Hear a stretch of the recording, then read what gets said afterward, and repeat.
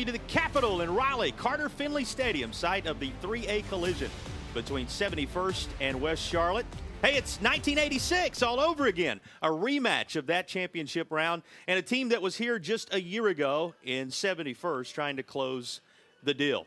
Pleasure to have you with us from NC State's campus alongside my broadcast partner, Eric Gash, Jason Patterson with you. And Championship Saturday, that really is the head storyline it's all about today. A little later than usual, but here we are in the championship moment. It certainly is. We always say, when we're playing high school football, if you're still playing and they're playing Christmas music, you know you've had a successful season. And here we are, Championship Saturday. It's going to be an outstanding day for football. Successful seasons come down to tremendous players. We focus in now on our players to keep an eye on in this one. Let's begin on the 71st side of things. How about Donovan Frederick? Donovan Frederick, 1,500 yards rushing, 17 touchdowns.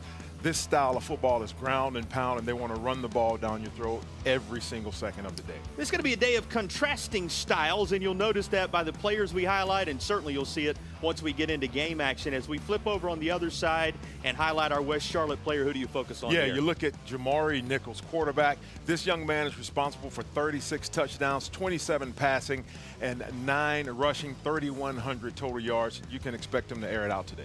All right, let's underscore that statement we made about contrasting styles, E. When you focus in on what it takes to be successful, walk me through some of the keys to the game. Yeah, and so you're looking at with 71st, be efficient on offense. Liquor, add car keys, and it's a killer. There's really no excuse for drunk driving. If you've been injured by a drunk driver, bring your case to us. We're attorneys Tatum and Atkinson, the heavy hitters. And we hit drunk drivers hard. 1-800-LAW-0804. It's that time of year when we gear up to cheer on our favorite team. Don't let COVID-19 and the flu stop you. So make sure you don't have to cancel on the team you love the most by getting your flu and COVID vaccines. They are safe and effective. Both flu and COVID vaccines have been updated to fight against new virus strains spreading this fall and winter. So make sure you don't miss the big game and you protect those around you. Ask your healthcare provider about updated flu and COVID-19 shots. Visit myspot.nc.gov and find yours today. It's the Get Holiday Ready sales event with the Ford crew. Final day. What do we got? Big inventory, big deals, and a big grand finale final day's finish. Ford SUVs. Bring it, Mother Nature! The Built Wild Bronco family. Goat modes. Goes over any type of terrain. She knows. F-Series, best-selling truck for 47 years. Final days. Exciting. Yeah. Hurry, get 1.9% for 60 months plus $93.92 in total savings on a 2024 Ford F-150 hybrid.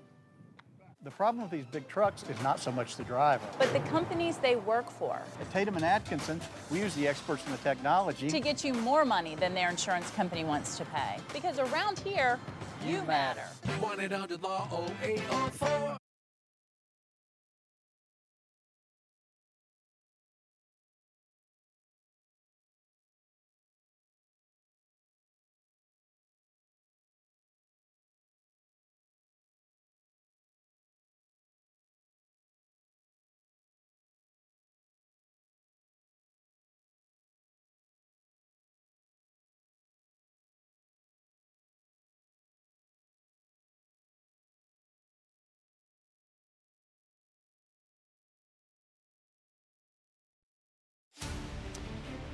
Well, the anthem behind us. What a moment to pause and reflect on the great joy of a day like this. Now we turn our attention to captains meeting in the middle of the field for football.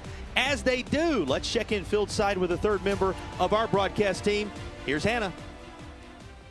Well, guys, a little over a year ago, and 71st is right back where their season ended last year after coming up short in the state championships last season. That was all the motivation that the Falcons needed, being so close to a win. I had the chance to catch up with head coach Jaron McLaurin earlier this week, and he told me that that loss has been worth its weight in gold. He told me that they've used that loss as a form of fuel and energy throughout this season in order to get back here today and have a chance at redemption. But it's not going to be an easy task because West Charlotte coming in looking for their 30th state title in 30 years, and head coach Sam Greiner said that this team is a completely different team than they were in the first half of the season, and that is due to their growth. He said that they have been battle tested, but the one thing that's been propelling them so far this season is they want to put West Charlotte back on the map, as well as their community. He said that when you win at West Charlotte, you become a champion. And one thing he's been really instilling this week in his players is using a quote from The Sandlot. Actually said that, you know, heroes are always legends, but legends never die. So let's go out there today and be legendary, guys. Somebody's going to be, that's for sure. Thanks, Hannah. And E, you know about these environments you've been in, and this is something that sticks with you for a lifetime. Oh, these young men are going to remember this for the rest of their lives. You're absolutely right. And, you know, not just them, but you think about the community that's behind them, the teachers, the coaches, the trainers, the administrators. Everyone in that community is going to remember this day. They still remember 1986. Is it 1986 all over again? It seems so, JP. Nothing like the past. These two teams tangling. A 3-0 score that day. We may have a little more scoring based upon what these teams have done this year. That, of course, a 3-0 victory for 71st. Boy, this is a hungry 71st team, E, when you think about how close they came a year ago. And they've been taking it out on every single opponent that they've played, JP. They have averaged 46 points a game and given up only 8. So that's a 38-point differential between them and their competitors. And so they've been taking it out all year. Time for our own law kickoff.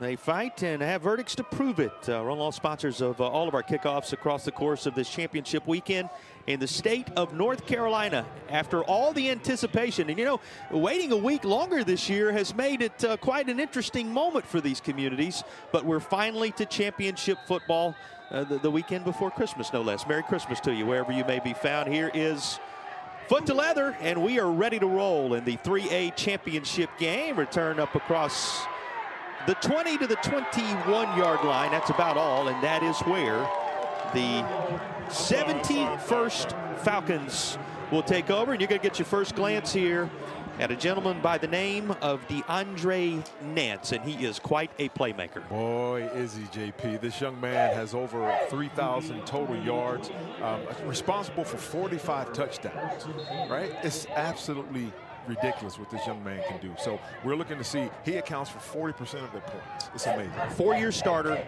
unquestioned leader of this offense. DeAndre Nance leads this group out. He's getting set for the shotgun snap as he stands at about the 15-yard line. And before everything gets rolling, a flag, a little indication of those early state championship jitters. And that's something that you're going to have to manage. You're going to have to manage just your enthusiasm, your excitement, that adrenaline that's flowing. Well, good a time as any to introduce you to our referee in this one. We'll talk about all the officials in full in just a bit, but Mike Ward is our referee today, and he gathers up with the remainder of the group. Well, this may take a minute. Let's go ahead. Patrick Jordan is our umpire. The linesman is Antonio. We'll get to that in a moment. You see them on the screen as we await the call. Don't want to be on top of that.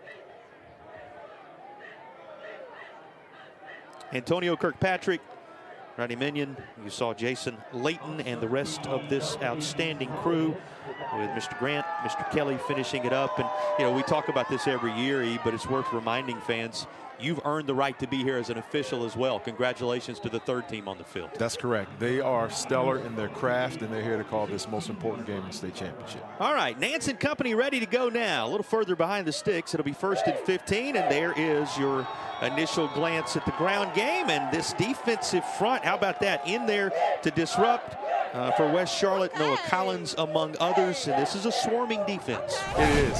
And, you know, they've only allowed 8 points per game, too. And they're going to have to limit the big plays on defense, you know, maintain gap integrity, keep their eyes on their keys, and keep the ball in front of them, meaning let nothing get behind them for these big plays. That was Donovan Frederick. He is big. You're going to see him on the defensive side of the football. Predominant there as the leader of this squad, but they're going to use him a lot in the run game as well. And he got the first touch of the contest for 71st. And quite a bruiser when you think about what he can do with the football in his hands. It's going to be 2nd down, and let's call it 14 after about a yard on that. Nance going to call his own number, and he is swallowed up after crossing the 15 to the 17-yard line. We've talked about a couple of the playmakers offensively, but give me another individual or two you're watching as we look at the starting lineup for 71st. Yeah, I like looking at DeAndre Nance, the quarterback. You know, this young man he's the efficiency, monitor of this offense. What I mean by how he goes, as he goes, so does his offense go. Yeah, so we're going to look for big things out of him. One of the top-tier quarterbacks in the state, not just in this game today. Got a player a bit shaken up at around the 14, and that's going to give the head coach of the Falcons a chance to bring his troops over, talk to them just a moment. You know, you could hear in the voice of the head coach in the conversations with the staff this week just how much they learned from that experience a year ago. Yeah, it's important that you do learn from those experiences and look at the things that you did right, but more so look at the mistakes that you made. How can you get better? And it shows that they've gotten better. You know, unblemished coming into the season or coming into this game at 15-0, and they're looking to cap it off with the cherry on top of that state championship. And rarely challenged. You know, you look at the scores. You go back to the first game of the year, the last time they were really tested by anybody. Timeout is taken on the field. We'll talk a little more about the journeys for these two teams. Wade you further into football, but we'll break away and come back with more from Raleigh in a moment. At Wells Fargo, we believe that doing can make a difference. That's why we've donated over $2 billion to strengthen local communities over the last 5 years. From more than $710 million to help address housing access and affordability, to roughly $420 million to help small business owners through nonprofits, to nearly $58 million to support scholarships and programming for students. Because doing gets it done. This is it, people. Hamrick's last call for your Christmas haul. Ho, ho, ho. Select gifts, just $4. Other gifts, $15. Holiday food and gift sets, $8. Kitchen appliances starting at $10. Sleepwear, slippers, or robes, $7.98. Seen on TV items, $10. And Christmas home and garden decor, 80% off. Hamrick's last call for your Christmas haul. Ho, ho, ho. Well, we welcome you back with a look at the defense for West Charlotte. Yeah, going to look at big Sam Johnson. This young man here, 62 tackles, 11 sacks, and 9 tackles for loss. So he's going to have to impose his will, reestablish that line of scrimmage, and make them play in the backfield. He wears number 0, but the value far greater than what you're going to see on the jersey. You know, it's becoming a little bit of a trend there. The guys that wear 0, you spot them right away because they're generally among the key playmakers, and he certainly fits that billing. Here comes a 3rd down and long, and keeping it on the ground. 71st going to run into that defensive front you were just talking about. Hey, let's call Noah Collins' name one more time. He's been in the thick of everything so far. Yeah, you got to love it. And one of the keys I look at is they have to reestablish that line of scrimmage and play on their side. And there he just reads his keys, keeps the ball in front of him, and makes the play. He's going to need to do that for them to be successful.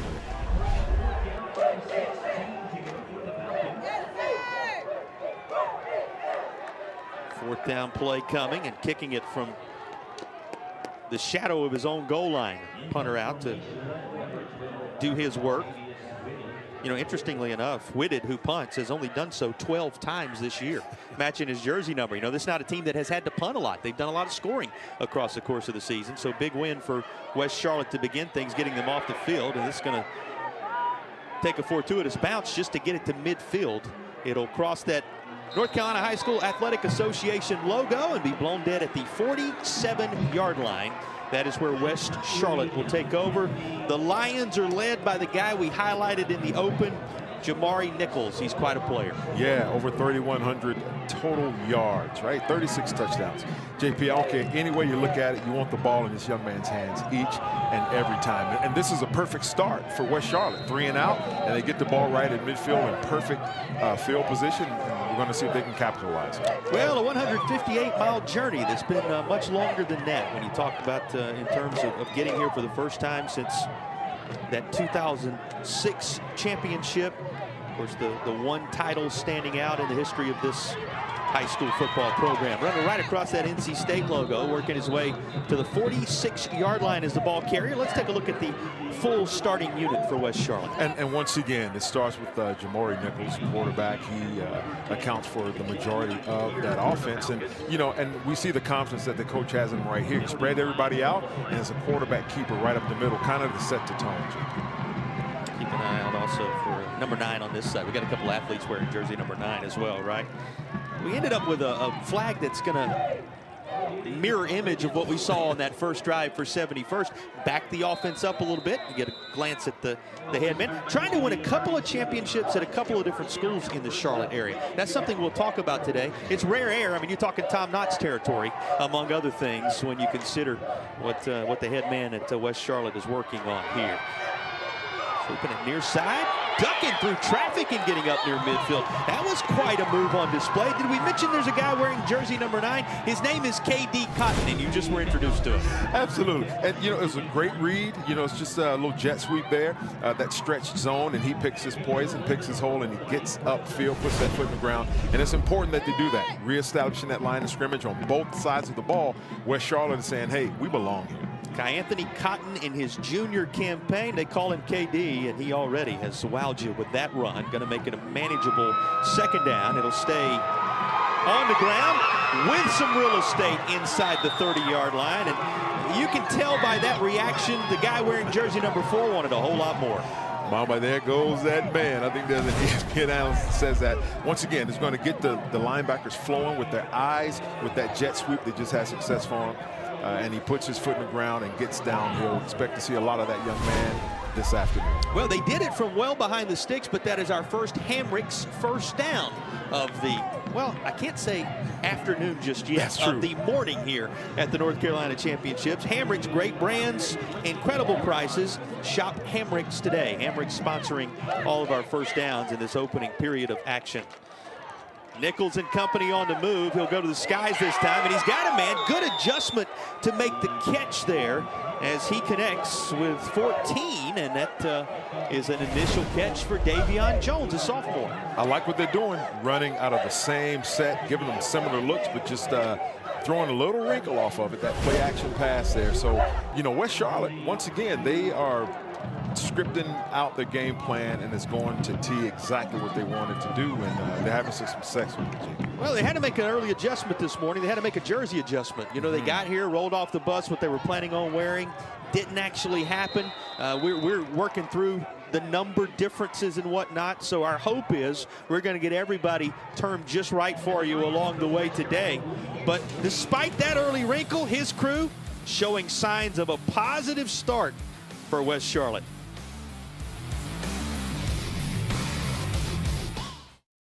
Take the guesswork out of your furniture and accessory shopping with a little help from Meg Brown. Want to sit, touch, and feel before you buy?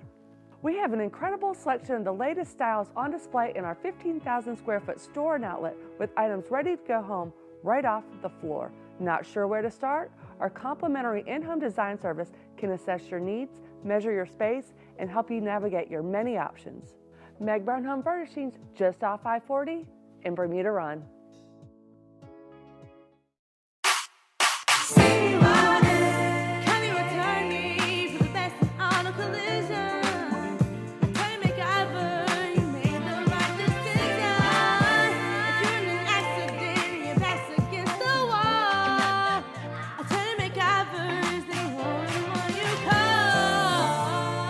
CYA. Call your attorney, Attorney Roderick Todd McIver.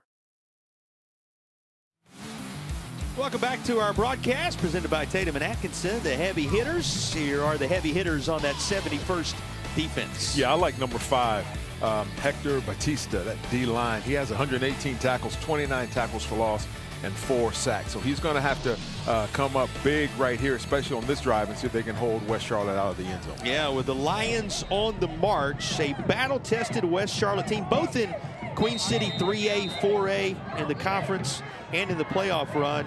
An experienced group working their way into the red zone for the first time. They are in our OneCare NC red zone, just inside the 15-yard line. 1st and 10 for the Lions. Ground game inside the 10, down around the 8-yard line. Boy, you'll take that first down gain all day long. Yeah, just grinding them down. And, you know, when you run the ball and you take care of it on offense, it's going to keep that clock running. We just see just like a middle dive here, just downhill. You know, gets, what, about 4 or 5 yards there, puts them inside the 10-yard line, and they're going to see if they can capitalize right here. It's a team, again, tight game experience, coming in as the 8th seed, rolling through the playoffs in impressive fashion. And rolling through this initial drive in impressive fashion. Down to the 5-yard line it goes. You get your first glance at Emory McLean, who carries the football here. Yeah, McLean. And, you know, JP, this offense scored 41 points per game as well, and their defense is pretty stout with only giving up an average of 8 points a game. Their point differential is a little different, a little less than 71st at 33, but they know how to put points on the board as well. They just beat the reigning champs by 16, by the way, to get here. Keep that in mind. That Hickory team we all saw roll through the playoffs a year ago. Finally in that one, 36-20. This is to the end zone. It is caught. Well designed, well executed. And the official first Meg Brown touchdown of our state championship game here between the 3A combatants. Gonna belong to West Charlotte. Bouncing around a little bit. Coleman and company after this, Oh, yeah. Look, I love the poise and control, not panicking. He's got all the time in the world. Just ran that slant right there. And, you know, good throw and catch. Looked the ball in. Congrats to that young man. It's now 6-0. Looking to add another one to the game. Dang Chang Quach puts a right foot into it, and he will send it through the uprights for a 7-0 advantage. If you didn't know any better, you would think maybe West Charlotte was the team here a year ago with what we've seen so far. Cool, calm, and collected on the opening drive. That's right. And I know, you know, love playing the underdog, but look, just look at the poise. Just nice and steady, throws it over one defender in front of the next, and man, congratulations. Those young men are playing. They're managing those emotions and that adrenaline right now. Keem Finch there. You see Christian Coleman, who continues to celebrate. Finch, who worked his way right over the middle. You know, we called Finch's name at the end of that, capping the drive. You think about the Meg Brown Home Furnishing touchdown. Meg Brown Home Furniture just off I-40 in Bermuda Run, sponsors of our touchdowns throughout the course of this one. We called the name of K.D. Cotton along the way. You saw McLean carry the football, and Nichols was Nichols. It shows you all the weapons West Charlotte has. And it's going to take that. You know, it's going to take those role players doing the role as best they can, actually the best they've ever had, because it's a state championship game and you land it all on the line right now, and especially for those seniors, they're going to pour it out right here, right now. Well, our Roan Law kickoff, we fight and have verdicts to prove, and Roan Law sponsors of our kickoffs throughout the course of this one.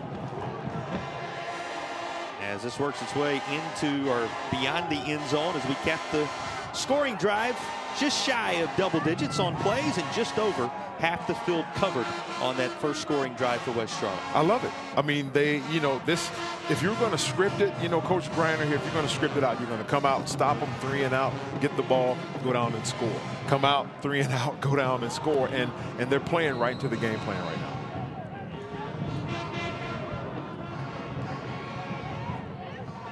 '71st. Nance, the freshman, the quarterback position. And he's going to give it right up into the heart of things. And boy, that defense has been impressive so far. You highlighted Johnson a little bit ago. He's present once more. There he is. And, you know, I love, you know, the underdog role. And I'm sure West Charlotte all week they're saying, hey, we're the underdogs. We have to come in and prove ourselves. And they're playing like it right now, kind of with a chip on their shoulder, JP. And the younger of the Nances at the quarterback position here in the early stages grabs your attention as well. We've got a player down being tended to by the training staff. And this is certainly the last thing you want to see in this championship environment ahead of the second down play. Eric, as they tend to the injured player, your impressions of what we've seen so far? Oh, so far, West Charlotte is imposing their will on 71st, right? Because, I mean, you can only imagine. They've heard all week, you know, they're a high-powered offense. They're dominant on defense. And let's just stay steady and do our job. And you know, just hats off real quick, a shout out to the trainers. I mean, you know, back in the 80s, training staff was a lot different. Nowadays, man, they're top notch. And they were good back then, don't get me wrong. But right now, these trainers are on their game. They're out there taking care of our young student athletes, and hats off to them. Yeah, it's an art, that is for sure.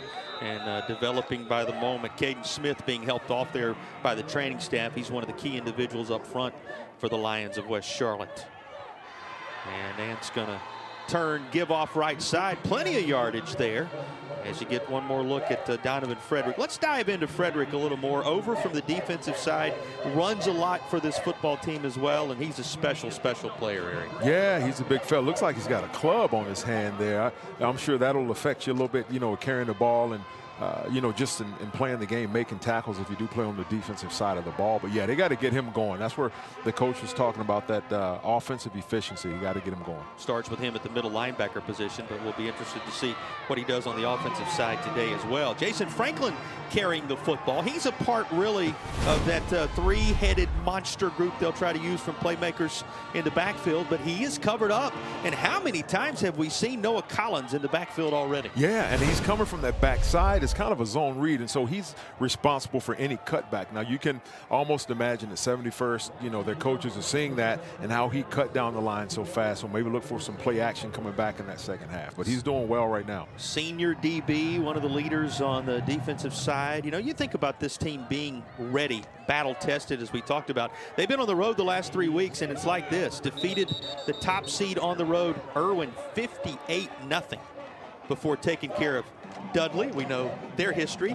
And then the defending champions, Hickory, 36-20, we said. So as West Charlotte talks it over, think over what their journey has been to this point. I mean, this is a group that has impressed every single week of the postseason. Yeah, JP, and credit to this to the coach right here, Coach Griner. He's got these kids ready to play. He's got them focused, dialed in. They're disciplined on defense. They're reading their keys. They're staying home, keeping their shoulder square. And on offense, man, they're imposing their will and moving the ball down the field. And so, hats off to them and just for the preparation. There's a lot that goes into being a head football coach, especially at high school, and just getting the kids ready. Watching film, making sure the kids are, their nutrition is right. They're in the weight room. But before all of that, their grades are right because they're student athletes, And so just, can't say enough about the coach. Now, what's important? Most important. Reminder, stick around at the half, the myspot.nc.gov halftime report. You'll meet individuals from the North Carolina High School Athletic Association. A whole lot more coming your way as a part of our halftime report. The return just to the base of that Wolfpack logo and that NCHSAA designation below it will mean a midfield start to this drive. That worked out well from a location standpoint for West Charlotte last time around. They went 53 yards for the opening touchdown of the game. Certainly did. And you can't say enough about the Collins just on that return. He's playing that, DB and playing on defense, and now he's back returning punts. This guy, just saying, JP, it's kind of early, but when we think of players of the game, maybe something we need to think about. It all fast. It is early, but as you said, when you have this kind of start and your sea legs are underneath you, who knows where it goes from here. Nichols back out there, working the logos as he puts a man in motion. Going to fake the give, like he was going to run it himself. In the end, he will, and he's into 71st territory. Somebody lost a helmet in there rolling away as the battle in the trenches transpires. Positive first down gain for Jamari Nichols. What does Jamari Nichols give you? What does he bring to the table? Other than excitement, right? He brings you confidence, right? He's reading the defense. He's calm, cool, collected, and he has to make those decisions that, it's going to have a big outcome on the game, whether to run, whether to throw it away, whether to eat it. Just right there, we see that he, was going to maybe try and force it down the field, but decided to get just a couple of yards. And so that's managing the game is going to pay dividends for him. He is the manager of this big play offense, that is for sure. And now takes the snap on second down. Well, all kind of room created by that offensive line. Take it all the way down to the 24-yard line before they ultimately work KD Cotton out of bounds. Oh, I love how this play has been set up because they've been having some success on that jet sweep, and jet sweeps usually go outside. This is kind of like a little inside trap running from a jet motion. That's a great design on the play right there.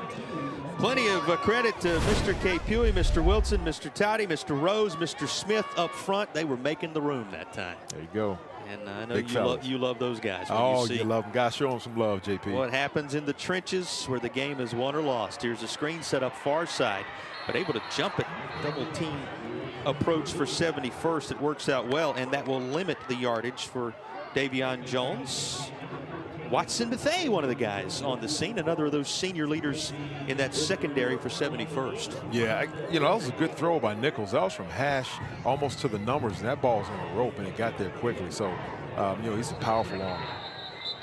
Well, there was going to be all kind of space on this side, and a flag that prevents anything further from happening is dropped at the 24-yard line. This is going to back them up a bit. You see the call. Our officials, we gave you their names a little bit ago. They are out of the North State Association for this 3A contest. So kudos to the North State Association for being selected this time around. We told you he's going for something that is rare air. 2 state titles at Charlotte Mech Schools. He led Harding to that 2017 4A title after turning that 1-10 team around. First title in a half a century for Harding, and now trying to get the job done at West Charlotte. His quarterback covered up here, though. There is going to be nowhere to go, and that's the first time we've really seen him in there defensively. Donovan Frederick among those red jerseys on the scene. And that's one of the keys, JP, for this 71st defense. They're going to have to create some havoc in the backfield, and they were able to get away, get there and get their hands on the ball, and almost, just about, that was Hector Batista, almost got that fumble recovery there. How big is it having Hector Batista back this year for this team? He was the defensive player of the year as a freshman, dealt with an injury, but he's now a staple on that defensive line. Yeah, you need that big fella to control things in the middle, because it starts from the inside out. If you can force them to bounce outside because you control those gaps inside, you're going to have some success. Well, this was set up inside, but a little bit too much juice on it, and it will fall incomplete. They tried to make the connection there. You saw Nichols the quick pass, but it's going to bring up 4th down. Yeah, it looks like they tried to set up a little inside screen there, and good pursuit. Defense made them disrupted that throw a little bit, and so yeah, got them behind the chains right now, JP. West Charlotte needs to make something happen. 4th and 19 here. The line to make is the 14-yard line. West Charlotte having scored on its opening drive, taking us inside 2.5 minutes to play in the opening period, rapidly passing us by. And a flag, it would seem, for delay, give a little more room to kick this one.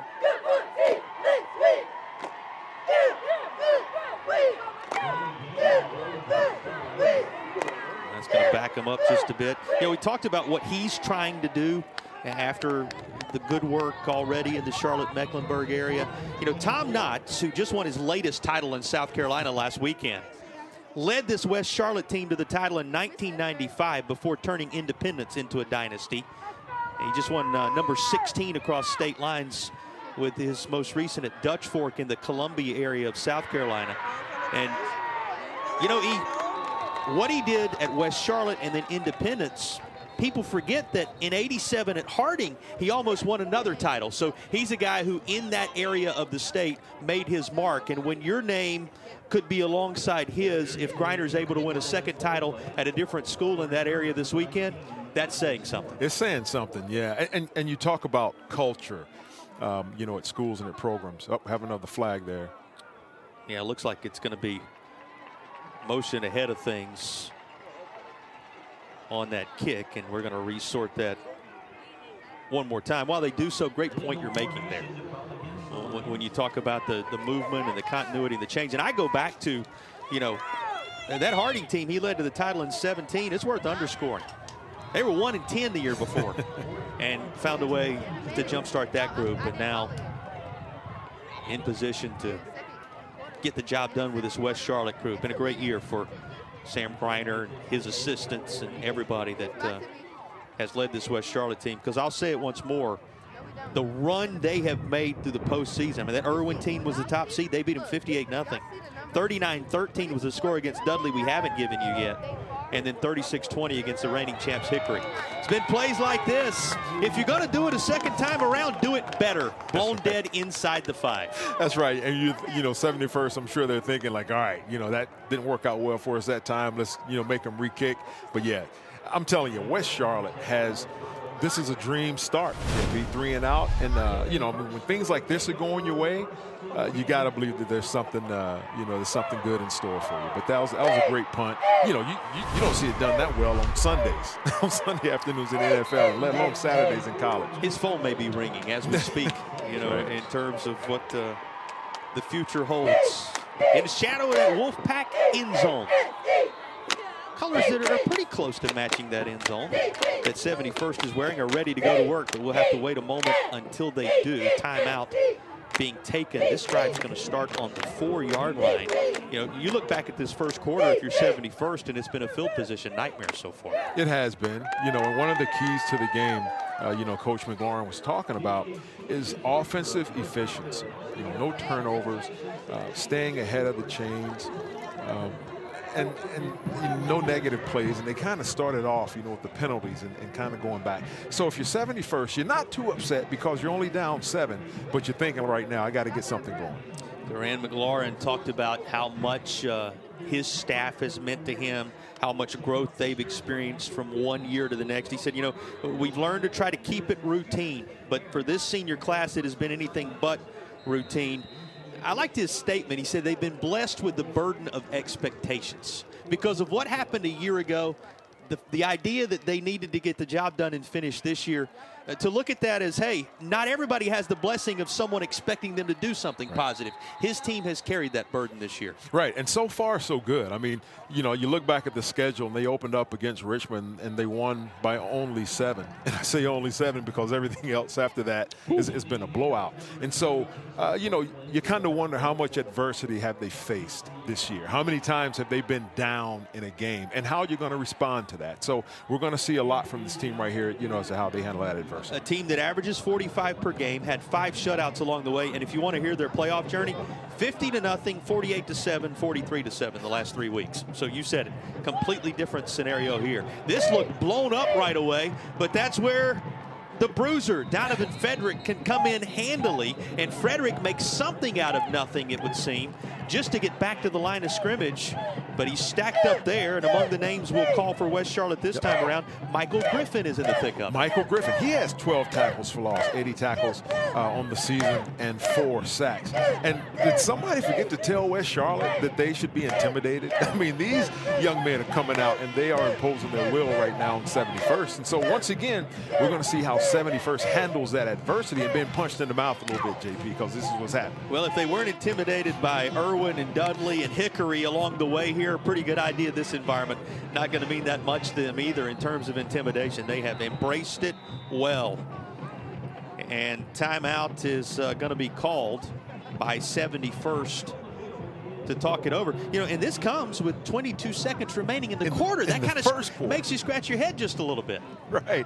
Hey, well, I mean, you know, clock management, we'll see. Yeah, I mean, they're in their own territory. The ball's at the 11 right now, and now that's a game plan. That's a first half timeout. That's not one of those coveted second half timeouts that you really start taking stock and inventory of. But saw something they wanted to talk over here, and I ask you often to do it, but take us inside the huddle, Lee.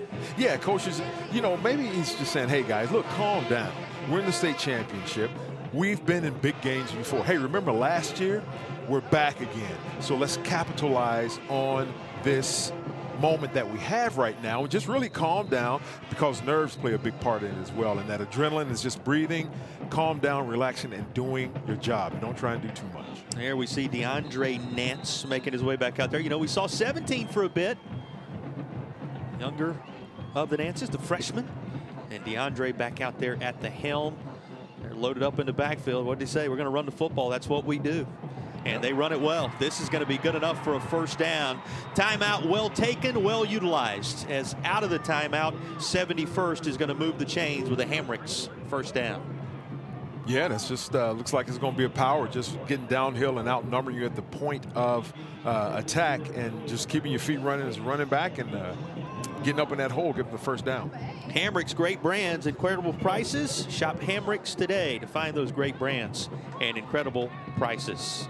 After the Hamricks first down, we're going to get another stoppage for the end of the first quarter. 1 in the books, 1 score on the board. It belongs to a West Charlotte squad that has rolled right through the postseason. Lions in charge after 1.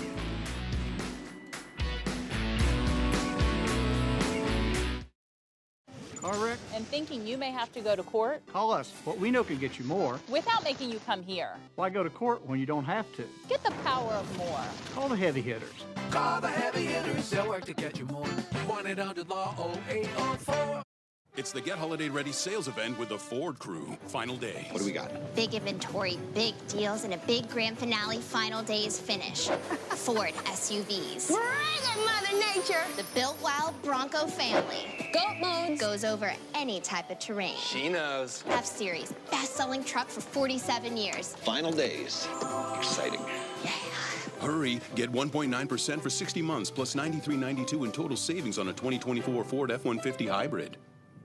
Hurt in a car wreck? This is one room you don't want to be in.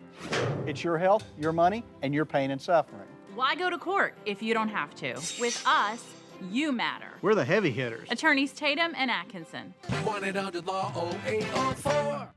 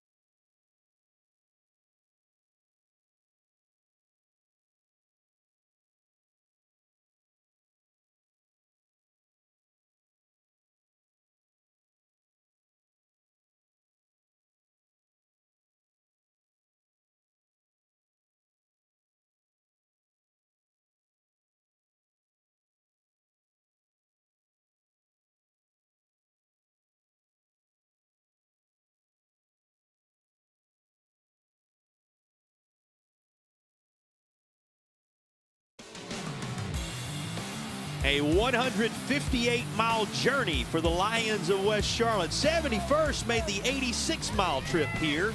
86 is the number you think of when you look at these two teams. They played for the title in that year, 1986. 71st won that one. West Charlotte leads this one. As we go to work in the second quarter, your first quarter takeaways, E. First quarter takeaways, West Charlotte is for real. You got it. They're not intimidated. They are not aggravated. They are here to play football. And 71st, you know, it's no need by any stretch of the imagination to press the panic button yet. But they've got to get something going. They need to score on this drive right here just to instill that confidence and build some momentum, going into this second quarter. The former North Carolina Tar Heels standout, Eric Gash, alongside. That's who you're listening to. As if you couldn't tell by the tie he was wearing in the open. I think there's something about coming into this environment that forces you to have something baby blue on, right? Well, I connect with the sky, with the Lord. He's a Carolina fan, and we can see that the sky is Carolina. There are those who love it. There are those who love all the red we're surrounded by today here at NC State. Whatever your persuasion, I know you're enjoying this 3A championship game. West Charlotte and 71st impressing so far, but the story for 71st right now and his crew has to be try to get something rolling here. Yeah, and they've had a lot of these false starts. This is another false start against the offense, and it puts them behind the chains and behind schedule. And so, I'm sure Coach McLaurin's like, come on, guys. Hey, look, let's calm down. We've been here. Let's do what we do. They score almost 50 points a game, 46 points a game. And so he's just saying, calm down and let's run our plays. So close last year over in your stomping grounds at Chapel Hill. That was a Hickory victory of 33-26. Close your ears, Falcons fans, not to remind you, but for those who, slept since then, it ended up being a close loss for this team. And this is another tough play as they tried to give it to Frederick, but there is nowhere to run. Yeah, Collins is there once again coming off that corner, and he's imposing his will on this 71st offense right here. But Noah Collins, man, the senior, he's saying, hey, guys, we're going to take this back to the Queen City. We've already circled him on the spot chart with the impact he has made today. Noah Collins has been impressive. He may not be the guy who comes off on paper as the leader of this defense, but he's certainly been in that category in a quarter plus of action here. They'll go back to Frederick. This time he's able to gain positive yards, but that's a third down play in which they were starting from so far behind the sticks that it simply makes it 4th down and 10. There was quite a collision at the end of this, though, and it's worth another look. The battle of the nines. Look at that. K.D. Cotton, man. The big fella is there. He as he goes to jump, Cotton just says, hello, here I am. I'm here to play. What's going on, big fella? He gives him that stare down, right? But, hey, they're not intimidated. And 71st is going to have to settle on and get something going here. Niner on niner, and they come together. That's what you are when you graduate high school, 18, right? That's quite a collision as those two meet up. This is going to be midfield again. More good field position for West Charlotte. How good, we'll find out on the return inside the 40 to the 35-yard line. And this is going to be, among the best field position that they've experienced so far. Major congratulations in order for guess who? Number 7, Mr. Collins. Look at it. I mean, he's doing everything, JP. He looks the ball in, elbows in, gets them a good return. They have great field position starting at the 35, best field position that they've had all day. And once again, somebody forgot to tell this West Charlotte crew that they're playing 71st. We have numbers for you from the first period of action. What jumps off the stat sheet at you? That 0 passing for 71st. But, you look at the total yards, and they are West Charlotte is controlling that ball. 4 penalties for West Charlotte, 2 for 71st. They got to get that under control, both teams. Cover Law Firm scoring summaries brought to you throughout the course of the day, and those are the stat sheets on our broadcast brought to you by Tatum and Atkinson. Tatum and Atkinson sponsoring our broadcast throughout the course of the weekend. We're very appreciative. And the tagline is heavy hitters. We've certainly seen that in this game on both sides. We just saw that from the big fella, Batista. As he gets up and kind of shrugs his shoulders and say, yeah, I'm here. That's for about a 1-yard loss right there. But this is going to have to continue for 71st in order to get back in this game. They're going to have to keep West Charlotte behind schedule and behind the chains as well. So we're going to see if the big fella in the middle can continue what he's doing. You make a statement there. We'll get to it after this play. As this is swung out far side, going to be caught inside the 30 to the 25. And that's a very positive moment for West Charlotte. Goes back into the grasp of a guy whose name we've called time and again already. He's been a target on more than one occasion. Davion Jones has this. Yeah, they're closing him up inside. And so, West Charlotte saying, hey, let's get it outside, a little stop route right there by the young fella. They're playing off of him enough. And so, you get the first down, that going into knocking on the red zone's door. You made a point. You said to get back in this, and that's kind of the way it has felt in my mind, too, as you've watched this. I know a lot of fans have to have that sense. But you look at the scoreboard, and West Charlotte, though they seemingly have dominated this game from the opening gun, they're only up a touchdown right now. Yeah. If you're able to make sure they don't do anything on this drive, 71st has got to feel pretty good that they've withstood that opening punch and are not down more on the scoreboard. Right, because, their back has been against the wall pretty much all game, for the first quarter and now going into the second quarter here. They have to get this stopped. West Charlotte, once again, they're eating up the clock. They're just taking their time and running their offense, and 71st is going to have to come over the big stop. There may be a false start there. I think the ball may have been going to that receiver. I can't tell his number right now, but he got a little extra adrenaline, a little extra jump on the ball. Going to end up taking a second down in what was about 7 and put it behind the sticks. Make it a second down and 12. Yeah, plenty of colors to work with there. He's got it coded, and it has certainly gone well so far for he and Nichols, who leads this group back out on second, and they will call it 12. Needs the 14-yard line to move the chains. 7-0 West Charlotte. Lions have been in command from the get-go. Enough of a cut to find some wide open space. And down inside the 20, going to work it into the red zone. There is a one-care NC red zone opportunity on the horizon after this run. JP, I want to talk about something here. That pursuit on defense by number 10, I think it's Xavier Greer. Look, he comes into he runs all the way from the position or defensive end position and makes that tackle. That was a great hustle by that young man. Xavier Greer, you said it, coming from space to get the job done there, and it makes it 3rd and 5 instead of something more manageable. That's what we'll face on the other side of this break, as our broadcast continues in a moment. Brought to you by Tatum and Atkinson at the 3A title game.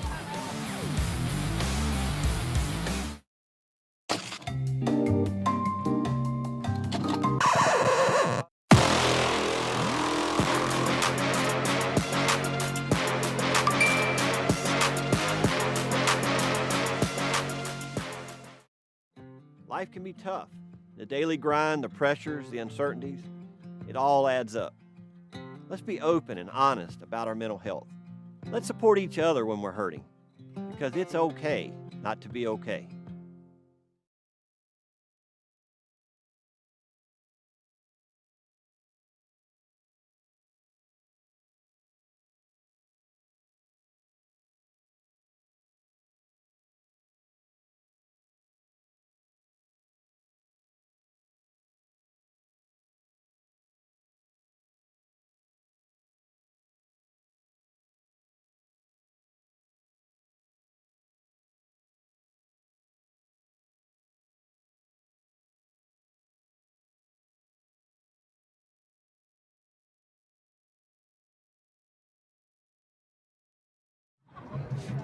7-0 our score. West Charlotte leading the way so far, trending in the direction of a player of the game that would be on the West Charlotte side of things, but a lot of football left. That too, like our broadcasts, presented by Tatum and Atkinson, and the heavy hitters. And we have had them in this contest as we continue work in the second period.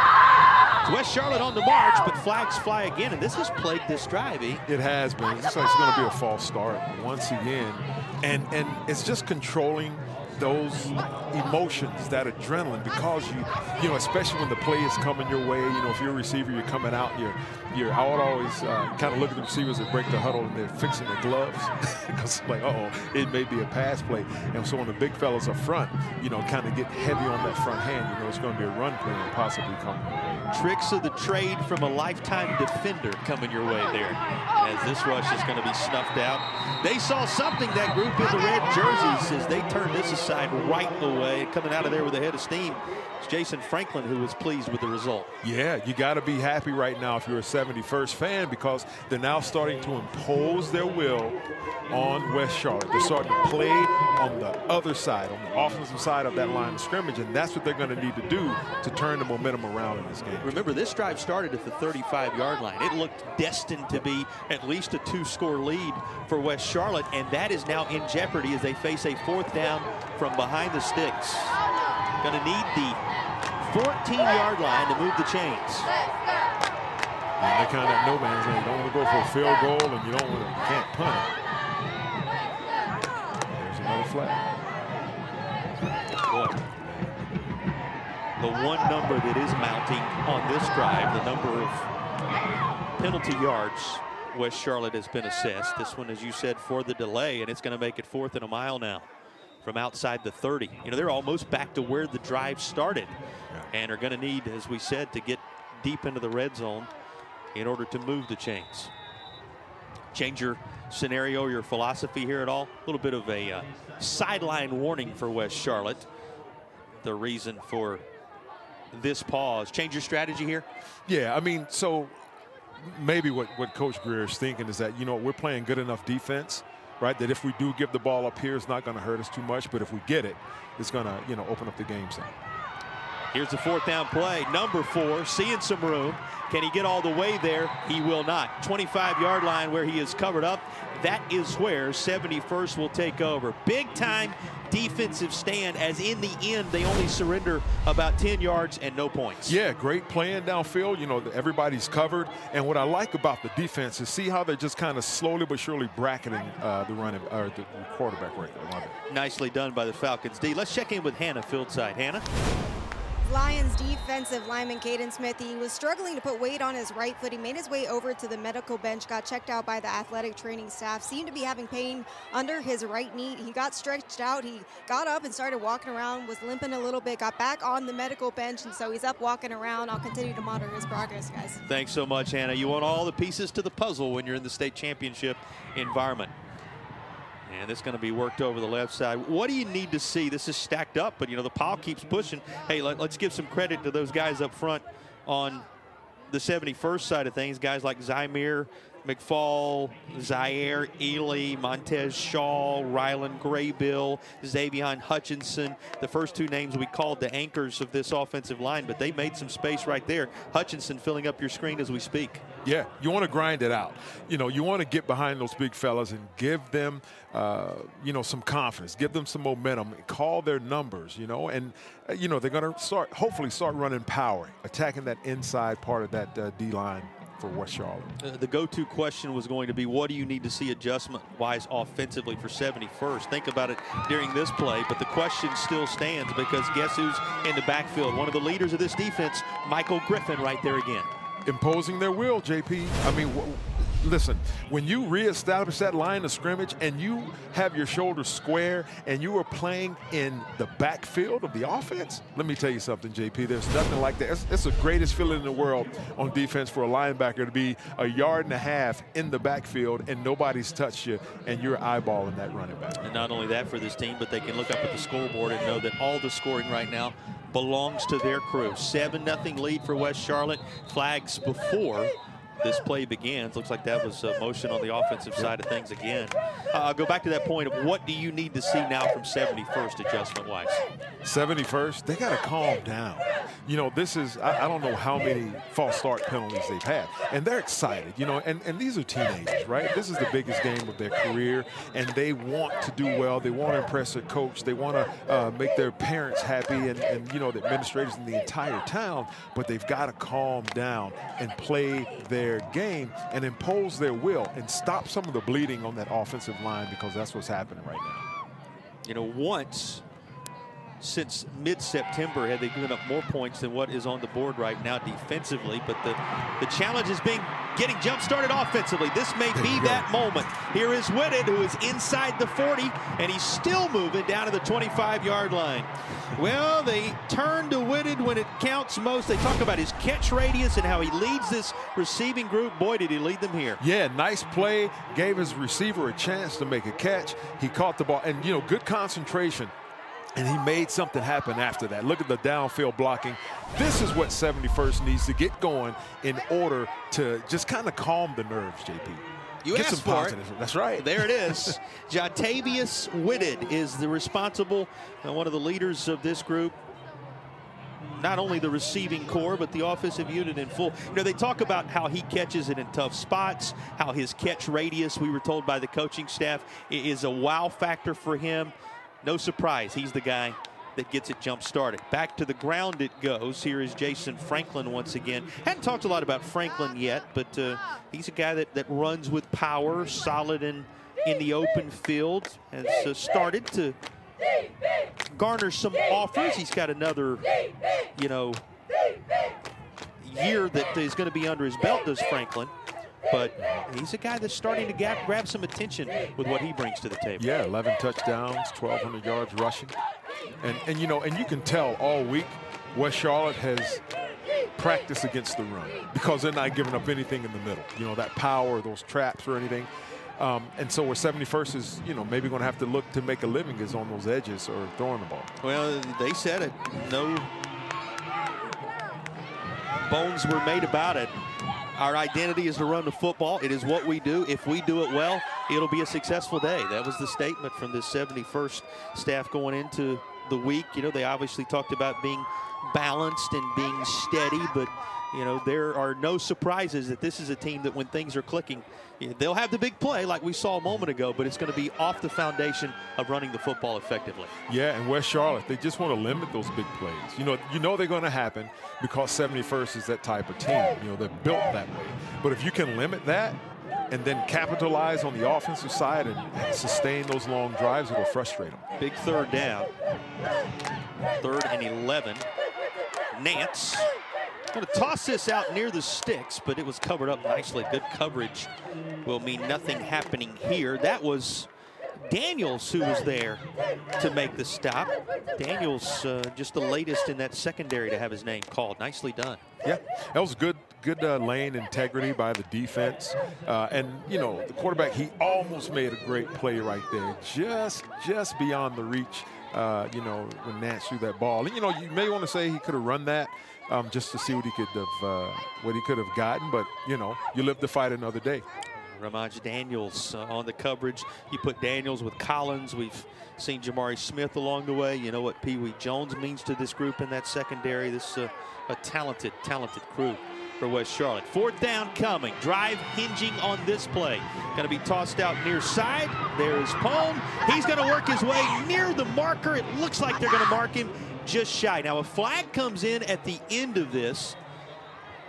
And at first glance, it looks like he's about a yard short of the 1st down, despite the valiant effort. But the flag is going to be consequential here. It is. And it seems that West Charlotte may be thinking it's against them.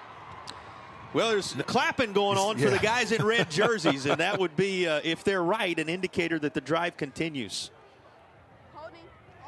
It will be defensive holding and a 1st down. So they did give him enough for the first down. Wow, okay, so it was a first down anyway, and they'll decline it. Boy, from where the official came running out on the far side, it looked like it was going to be a little short, but it sure did. Here's another look at the play, and what a weapon Sean Pone is. Yeah, great patience, great run after the catch, and just got enough for that first down. That was a huge play, and, you know, and 71st needs to put this ball into the end zone right here to kind of go into halftime and say, hey, we're 0-0. Let's go out and do what we do. If you're 71st, to be even after the way this first half has gone would be quite an accomplishment. Ball on the turf, but it bounced right back up into Nant's grasp. You know, and he's pretty familiar with that bounce. He's a basketball standout who helped lead this group to the basketball state championship environment as well. And that one looked more like a dribble than a football moment. Yeah, just kind of took his eyes off. You know, sometimes that happens. We see it a lot with receivers to where they, you know, the ball's coming in and they turn to look, you know, to make the run before they make the catch. And he may have been looking down the field, just trying to get a quick read on that defense and took his. Played for a basketball championship in the state of North Carolina. That did. Brother of yours, and quite a group from the Hendersonville area. Here's a guy who's putting a career together of legendary status, playing for a basketball championship, playing for a football championship. Boy, and it's quite a start for a young man. He's got his work cut out for him here, though. Will end up making something out of this by just throwing it away, keeping it from being absolute disaster. That's a headsy play with the way it started. It is. Wow, that was huge. It looked like he came up hobbling just a little bit, but the snap was well over his head. Yeah, that was heads-up play to be able to get that ball back. Almost said basketball. We're talking about basketball, but to gather the ball back and to just make that throw down the field and just count it. You know, just count his losses and line up and play again. You know, he's getting the kind of hops you get on hardwood right now instead of the kind of hops you often get with that oblong ball on the turf. I mean, it bounced his way on that earlier play. This one allows him to gather it up, stay within himself, cool, calm, and collected, and the four-year starter paying dividends for that gentleman as we speak. Here comes a second down play from now outside of the red zone as they're pushed beyond the one care NC red zone. We've got another penalty coming, this one for delay once more. Well, they're trying to work their way back into the one care NC red zone. One care NC assisting clients health requirements and treatments at home. Check them out as the One Care NC red zone was in effect, may very well be in effect momentarily. But another flag backs them up to the 27-yard line. Still second down coming. You know, you look at the game clock, under 2 minutes to play in the opening half now, and another flag. Well, those keeping stats on this one today got their work cut out for them tallying the penalties right now. Yeah, you know, as a coach, you don't like seeing those pre-snap and post-snap penalties, you know, and we've seen, you know, just back-to-back here. And once again, JP, it's nerves, it's, you know, man, it's the state championship. I don't want to mess it up. And sometimes when you do that, you forget to do the little things, and that makes a big difference. Got them stacked up in the slot out there, as there are three wide receivers to the left on this package. And it will be the trailing receiver, but there is too much air underneath it in an effort to work it to Sean Pone. You know, Pone had the big catch and run a moment ago. And the best thing about Pone, he's in his sophomore campaign, a young player with plenty of room to grow, and they use him in so many different manners. Yeah, and that was just beyond his reach, because that could have been a big play right there, JP. He would have been right at the sticks and possibly going in for a touchdown, depending on how nifty he would have been, which we've seen some pretty good moves from that young. Yeah, already been nifty, and he's a speedster when he has open real estate in front of him. It's going to be third down and 15. Again, trying to get to the 7-yard line for a first down, DeAndre Nance and company. Double clutches and then fires to the far side. Whitted again. Whitted inside the 10. He's to the 8. And Whitted and company keep on fighting all the way down near the marker. You know, where are they going to sort this out and spot it? This becomes very interesting now. Yeah, it's not like the NFL where you can get the whole line and just push you into the end zone. You know, they blew the ball dead. It looks like, oh, they gave him a first down. First. Fantastic. Yeah, he just ran him off, and he just stood there like a little screen almost. Well, and this is the second time that initial glance of where the referees were standing Didn't serve him well, but they do give him, you see where the marker is on the far side, they do give him enough movement for a Ford first down. That's right. You talk about those yak yards after contact. He was contacted by 5 of the defenders, and he still was able to get to that first down. Carolina Ford dealers sponsoring your first downs here in the second quarter of action. It stays right in between the hashes, down to the 4-yard line as they keep it on the ground. Sean Cone, did we mention they'll use him more than one way today? There he is coming out of the backfield. By the way, that first down, Carolina Ford dealers first down, they remind you with Ford F-150 on your team, it's game on. See your Carolina Ford dealer today. Knocking on the door, 71st, who would erase the entirety of a first half that West Charlotte has to feel like they've dominated if the Falcons can cap this drive with a TD. Got to get in the end zone right Franklin, here. There we have. He will. Touchdown, Falcons. They are flying high, looking for the extra point to tie it with just over a half minute to play. Has to be not only a shot of energy for the crew wearing those dark jerseys, but this has got to be somewhat deflating for the Lions when you consider it now means equal footing. What a run by Jason Franklin for the touchdown. Yeah, that's his 12th touchdown on the season, and that's just simple power. They pull that backside guard and tackle, and they outnumber you at the point of contact where they get the play side to block down, and they just overwhelm you. Rodolfo Joseph puts a right foot into it. And his extra point is true. A Meg Brown Home Furnishings touchdown. Just off 540 in Bermuda Run. It's Meg Brown Home Furniture. Sponsors of our touchdowns today. There is one apiece for these two teams. And after withstanding the difficulty early, 71st puts together a memorable drive to equalize.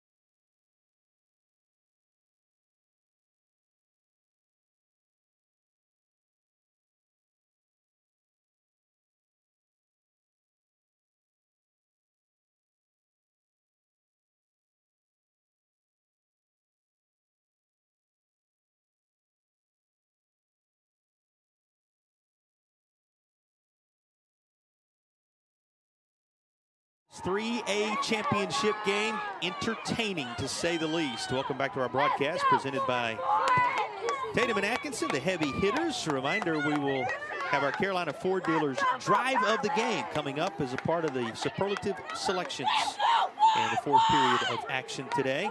It was Jason Franklin who carried it over the goal line to put the Falcons on the board. And as West Charlotte gets set to get the football back following our Rowan Law kickoff. There are a couple of different ways to look at what has happened for the Lions so far. They'll look a lot better what happened if this continues. There is a flag coming in, though it will go the distance. We'll see if the flag lets it stand. What a return for West Charlotte and Davion Jones. But as we mentioned, a flag came in back around the 40-yard line. We'll see if it negates what you just witnessed. Boy, talk about a last-minute lift in this second quarter, but it looks as if it is not going to stick. Yeah, that looks like it's in the area of holding, and you see one of the West Charlotte players, you know, is kind of pleading his case to the ref. And, yeah. It's going to be holding. There's the indicator from our referee, Mike Ward. Here's another look at it. What did you see? Oh, my goodness. You know, we can see it from up here, just kind of it opening up on this side here. Great blocking. But once again, there was a hold. But you talk about a momentum swing right there. That would have been for West Charlotte. But, you know, the holding penalty, it brings it back. And that's kind of something that, you know, they've got to be kind of happy with, JP, in that, you know, this first half, yes, it's 7-7 right now. But, golly, man, you're playing the 71st team that scores 46 points a game. It's 7-7 because of that 12-play, 75-yard drive. Here is our Kyber scoring summary from that recent drive, which was capped by the Franklin TD. You know, we were saying there are a couple of different ways to look at this for his crew right now. One is they feel like maybe they should be up a little more, certainly now with that run that was almost another touchdown. But there's a flip side of that as well when you look at the other sideline, an experienced team that has been solid. Yeah. 71st is undefeated. They're 15-0, and they were here last year. And West Charlotte's got to be thinking like, man, we have withstood the flurry, the fury, and we're still in this game with them, you know. And so there's got to be a confidence boost for West Charlotte. And then on the flip side, you're looking at 71st.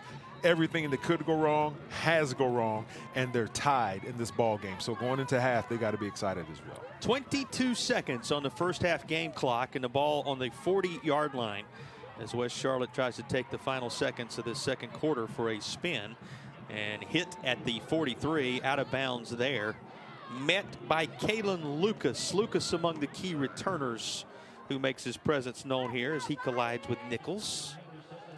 Out of bounds with 16 seconds to play. We go from 22 to 16 on that one play. How much do you open up the playbook right here from midfield? Yeah. That's a tough call, right? Yeah, it's a tough call. I think you do have to take a shot. You know, maybe not this down right here, but definitely next down. You don't want to leave any time on the clock for 71st. Second down play, covered up from behind. And that was Moore who worked his way in there.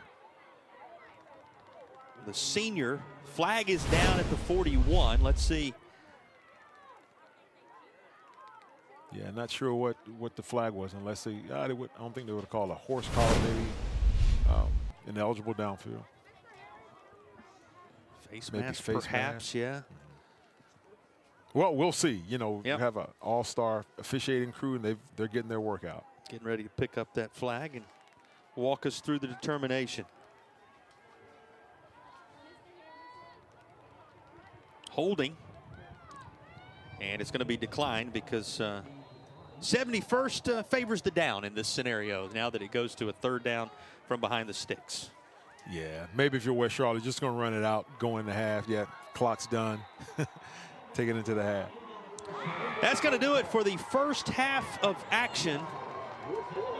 An early touchdown in the first quarter for West Charlotte, a late second quarter touchdown for 71st. And when the dust settles on this initial half of action, we're right where we were. Yep, that's exactly right, JP. Love all or not all is 7-7. But well, let's hear from our head coaches. Let's check in with Hannah now. Well, Coach, what have you liked the way your quarterback, Jamari Nichols, has commanded your offense this first half? Well, I think we've been playing sloppy all game long. We couldn't play any more sloppy than the first half. My happiest 7-7 the way that we've been playing. We get the ball the second half. Hopefully we can turn it around like we did last week in the second half. But, you know, just all around, we're just extremely sloppy. No command, false starts, delay games, burning timeouts for personnel issues. It just couldn't be any more sloppy. We just got to settle down and play our game, and then we should be able to take care of the second half. What's the message in the locker room to clean up that sloppiness in the second half? Yeah, I mean, we're expected to be here. It's no surprise. Let's just calm down and breathe. Like, we know we're the best team. Let's take it to them. I mean, this is our trophy. This is ours. We can't give it to them by being sloppy. Let's just play our game and let's go. Thank you, Coach. Best of luck. Thank you. Guys.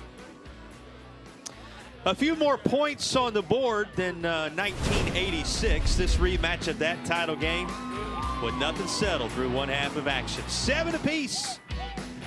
Much to come your way as the halftime report is on the other side of the break.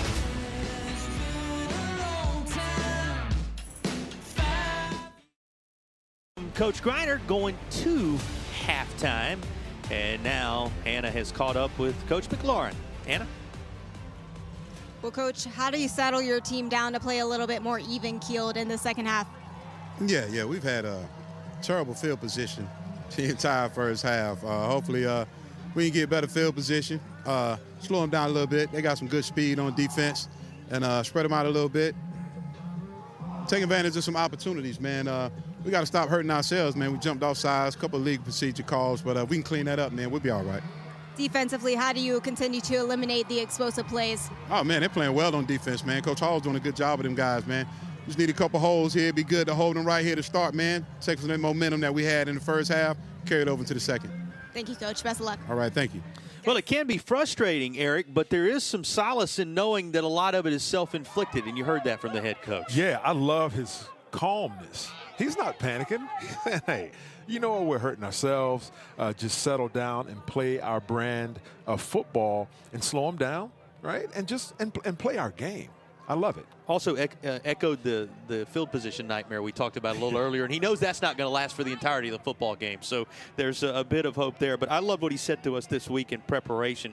He said, you know, you don't learn a lot from victory, but you do learn from failure. He said you become more successful in life when you can use the energy and propel yourself from the lessons you learn in difficulty. He talked about being here a year ago, how they were happy to be here but didn't quite finish it. Looks like a guy who's locked in on closing the deal this time around. Yeah, and I love it, JP. He knows that they probably played the worst half of football all season. Certainly in a while. And they're still in it. Yes. And they're still in it, 7-7. And, you know, I'm sure Coach is saying, look, let's just calm down and play our brand of football. If you're not familiar with the journey, this is a team that was tested 35-28 by Richmond on August 23rd. Has not been played close since. And in the playoffs, it's 50-0, 48-7, 43-7. Found themselves in a 7-0 hole here, but battled back in the final minutes of the first half to even things up at 7 apiece. And with our Ron Law kickoff, we are underway in the third quarter. And the return going to be very minimal to the 40-yard line. That's about all. As the crew out of the Charlotte area getting set to take over. Your adjustments in your mind. Let's begin with the team heading out there offensively. What adjustments do you expect in this third quarter?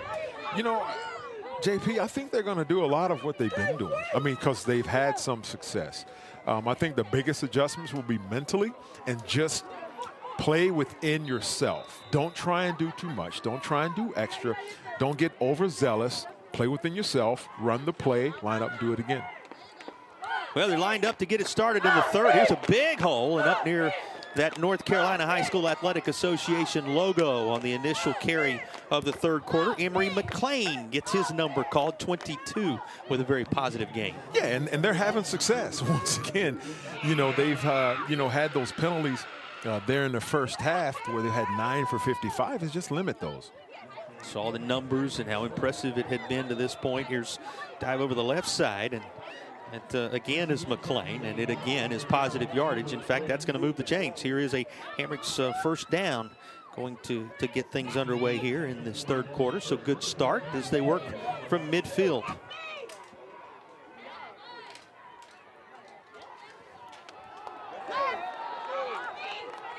There's those pre-snap penalties, taking advantage of that. That just enthusiasm and that just wanting to make something happen. The big fella on the inside there is Hector Batista, just got a little overzealous with the hard count. Well, and those numbers, those penalty numbers, kind of eye-popping when you looked at them at the half. Yeah, and it's 9 for 55 small 5-yard penalties. They add up. Right side, in between the hashes and well inside the 40 to the 35-yard line. Here's another very positive run, and how about dose after dose after dose of McClain to get things started in the third. Yeah, like Coach Greer was saying just before he went into the locker room at halftime, we deserve to be here. A little stretched zone there. Gets enough for the first down. It keeps the chains moving. It keeps you on schedule. It keeps that clock running, and it gets you closer and closer to that end zone. What about Nichols' play so far in the football game? It's been stellar. It's what you want. All one of your key players out of your quarterback. Just cool, calm, collected, marching your team down the field. Going to give off here. That's what he's done most of. He's responsible for 9 carries of his own for 32 yards, but through the air perfect so far. 5 of 5, 37 yards and the touchdown. Yeah, and I hope we don't give him the announcer's jinx, right? Saying he's perfect through the air. But you're right, JP. It's just managing the game. You know, in big games like this, when teams are so evenly matched, a lot of times you just want to manage the game, do what you do well, limit and minimize your mistakes, and hopefully it'll work out for you. 5 for 5 because so many of those passes have been high percentage, like this one right here. 6 for 6, not our fault if something happens from there, right? Works his way inside the 20 and into the red zone. But high percentage passes, they've been the order for him in that scenario as he has the Hamrick's first down and works it back into the red zone. Yeah, that's Nicholson. It gives you some confidence. It slows down that rush. You know, they're playing off the ball or off the receivers there, and it gives them room to run.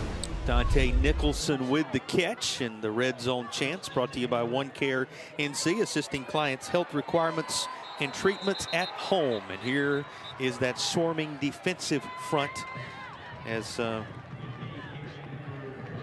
22 gets the handoff again, McLean, but boy, John Archer fills up your screen, does he not? We haven't talked about him yet, but Power 5 offers from Florida State, Georgia, NC State, and West Virginia. He is going to be quite a player moving forward in his career. Yeah, John Archer, the big fella. Sounds like a wrestler. John Archer. He looks like a wrestler as well from the WWE. But, yeah, just control that middle, allow him to have nothing in the middle. Yeah, 6'5", 320. That's the height and weight requirements you want for that sport. It's going to be out near side, going to be swallowed up there on the scene this time around. Looked like Ethan Wallace able to get over there. Take a look at the pressure there that was provided by Gear to force it out of there quickly. But, I mean, Nichols has been so good in these scenarios. Yeah, once again, cool, calm, collected, not panicking, hits his back out of the backfield. You know, gets some positive yardage there, kind of stays on schedule. Hard count. Now he turns and looks to the sideline, says, roll through those things for me one more time. Just underway in the third period. An initial red zone opportunity for a West Charlotte team that struck first and looks to reclaim the lead. Hey, here was Gear again, but able to elude him is Nichols. He's directing traffic, and he directs enough of it to find the end zone.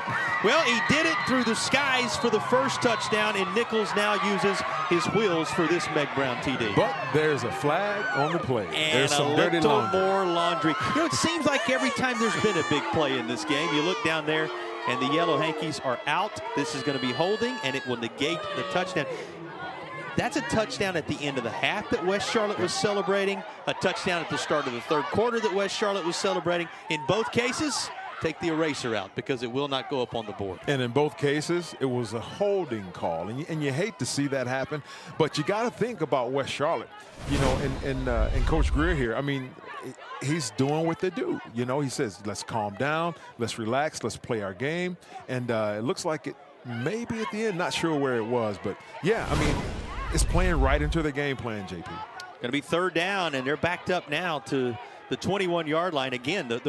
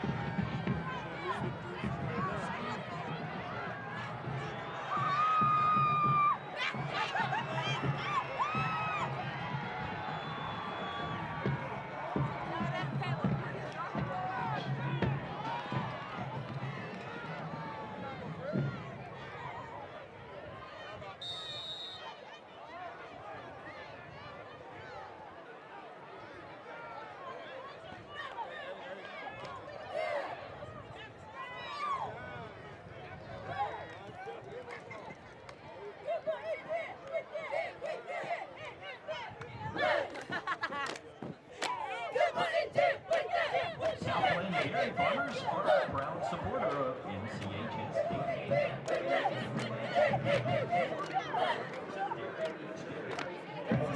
Committed to improving the health and well-being of everyone across this state.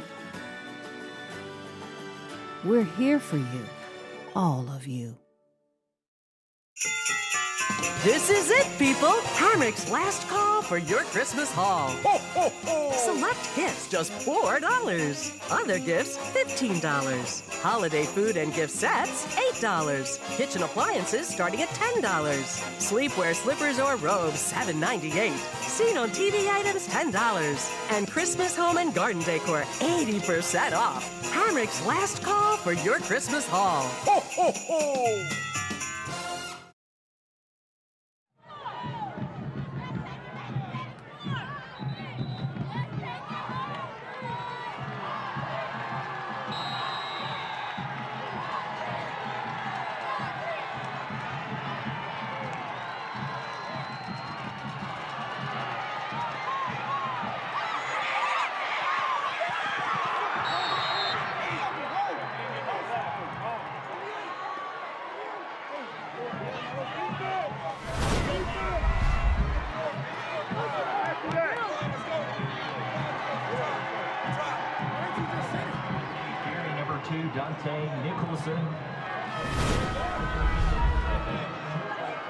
First down mark.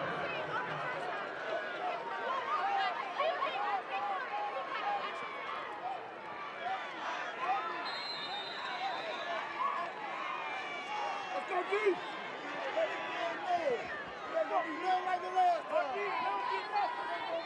The Falcons take over first and 10.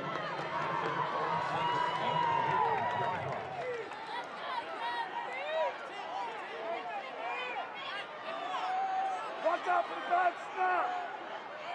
High snap.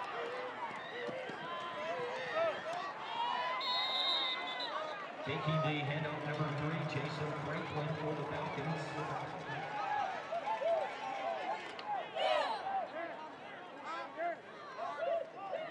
That's a gain of 2 on the play. Making the stop number 53, Levi Evans. Brings up second down, 8 to go. Second and 8 for the 71st.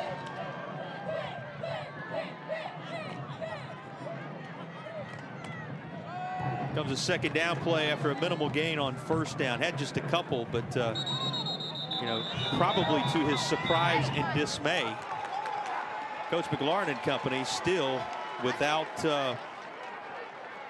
any decent field position to hang their hat on at any point in this game thus far. Yeah, they've been playing with their back against the wall for sure. Got the offsides penalty here that's going to help them just a little bit, right? And it puts them at a second down and manageable. Looks like a second down and 3, maybe 4 right now. So if they can sustain this drive, kind of keep things going, that's going to build that momentum and get Coach McLaurin in a position to where he can look his guys in the eye and say, fellas, I told you we'd be here. Let's get it going. Second down play, you said it, more manageable at 3 yards needed now. Nance, boy, bouncing off of troublemakers Franklin, and that little bounce off to the left side, securing him a Hamrick's first down. And it's dealing with that adversity. Yep, just down yards after contact. He breaks one tackle there, he spins, he gets outside, keeps that great balance, falls forward enough for the first down. You know, we haven't called Jaden Surgeon's name that much today, but you saw him making some space in there that time. Oh yeah, you gotta love it, JP. Jabari Smith, again, just a tremendous potential start to this drive for the Falcons. And that's going to be up across the 20 to the 21-yard line. 5:40 and ticking downward to go in the third quarter, trying to make a little breathing room for themselves. They turn to Frederick again. Yeah, and just grinding them out. Staying on schedule. You know, ideally, if you're an offense and you're running the ball, 3 or 4 yards a carry. That'll get you that first down. It'll keep the chains moving. It'll keep that clock moving. It starts to wear that defensive front down, and then that's when you can open up and hopefully get some of these big plays on the edges. Left side, and that's going to be in behind the receiver, trying to find a way to target Whitted over there. You know, both Whitted and Pone have already had their moments in this contest thus far. Yeah, once again, They're not getting anything up the middle, so they're trying to get them outside with the passes. Looks like there was a miscommunication there with the receiver and the quarterback, but hopefully they'll keep things going and get something working out on those edges with those receivers as they're going in man coverage, it looks like. Brings up a third down play coming here. Yep. Third down, and they're going to need to work their way across the 25 to the 27-yard line. 71st after a valiant defensive stand a moment ago. With the football now. They'll fake the run. There's just no space on the perimeter, Eric. That swarming group of white jerseys turning it aside. That was great pursuit by that West Charlotte defensive backfield right there. You know, once again, they're just trying to get that play action inside to suck those linebackers inside. But look, great pursuit. That's 1, 2, gets there, and they pursue the football. Looks like they got a player down, but that's great pursuit on that defense. Well, fourth down play is coming, and you said it, they're having to tend to an injured Lion on the far side. It's going to give both teams a chance to gather up themselves in the huddle, and unable to make anything happen on their first touch of the second half. We settle in now, getting ready for what you would expect to be 71st kicking it away. Yeah, settling in for the long game, but you never know, JP, right? It's fourth and what? And to get it out, to get them some space. But West Charlotte, man, they were standing the flurry and able to hold off the wave of that 71st Falcons offense. Well, they discussed things after. Let's go back and recap this sequence just a bit here. You had what looked to be a potentially positive drive for West Charlotte, snuffed out by 71st deep in their own territory yet again. Now 71st has the football. You said it. They had a chance to flip the script a bit, but that has now been stalled, and here we are trying to find a rhythm in the third quarter. Feels like we're watching a heavyweight battle right now, right? Between Tyson and fill in the blank with whomever, and they're just at Holyfield, and they're throwing haymakers at each other, and they're both being able to withstand the flurry.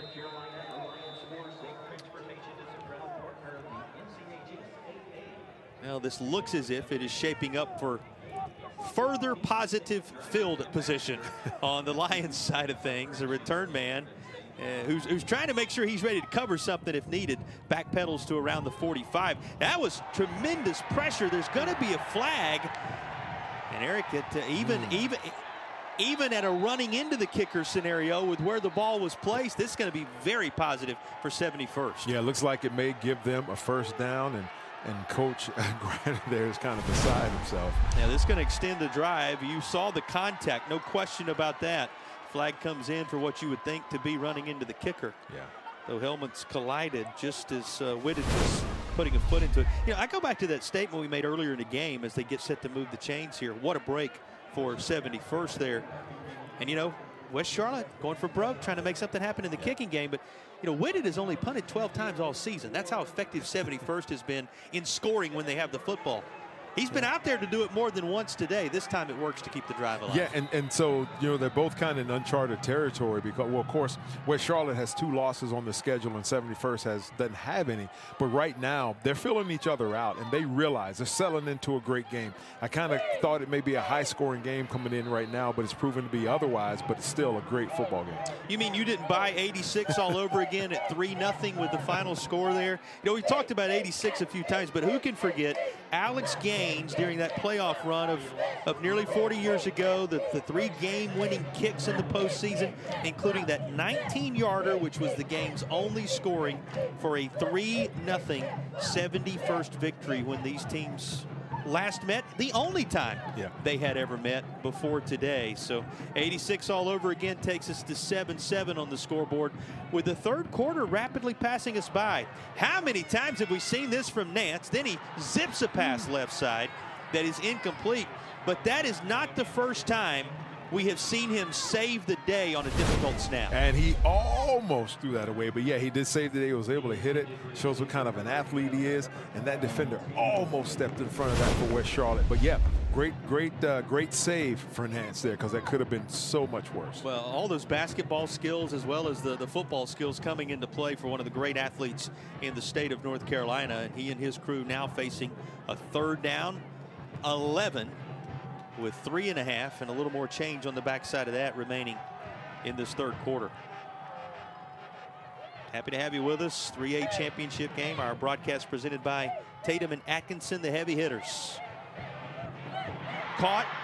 Nance to Nance. And inside West Charlotte territory at the 43-yard line, though once again it would appear there is a flag, and West Charlotte saying, yep, that one's not going to stand because it is in the holding area at the 33-yard line. That's tough. These timely that's really tough. Anytime you get a big positive play, but hey, it goes both ways. And I tell you something, 71st right now, they're starting to find something with throwing the ball, JP, because that middle, you could tell West Charlotte all week has been coached up on how we're going to stop them up the middle, how we're going to stop that run between the tackles, and they're realizing that, and 71st has made those adjustments and started to go out to those edges. Yeah, that's a great point you make there, Eric, with the way that they are now expanding the playbook a little bit for a team known for the way they rush the football. What does he say? Not fancy. We bring our hard hats and put our hands in the dirt and go to work. A little more than that happening for 71st right now. You know, you may be wondering about it. The lowest point total for 71st came back on September 13th. They scored 21 against Hope County in a 21-0 victory. Everything else has been in the 40s and 50s and beyond. So to see them with 7 points here in the 3rd quarter speaks to what West Charlotte has done effectively, and they do so again defensively, stacking up the ball carrier right away. Is the ball loose? Looks to be on the turf. What a turn of events this would be. No indication from our officials just yet. And I think it may not be determined who's going to come out of the pile with it just yet. They're battling for it. West Charlotte trying to sell it. And they at least have the football. And it will be Lions ball deep in Falcons territory. Wow, that's a huge change in momentum shift right there. But the big fella's right there. That ball may have changed hands 3 or 4 times under that pile, JP. You never know, but West Charlotte comes out. What happens at the bottom of that pile? Well, we can't disclose that right it's now. Something we don't want to talk about. We'll break away. Much more to come from the 3A title game. Still locked up at 7 apiece.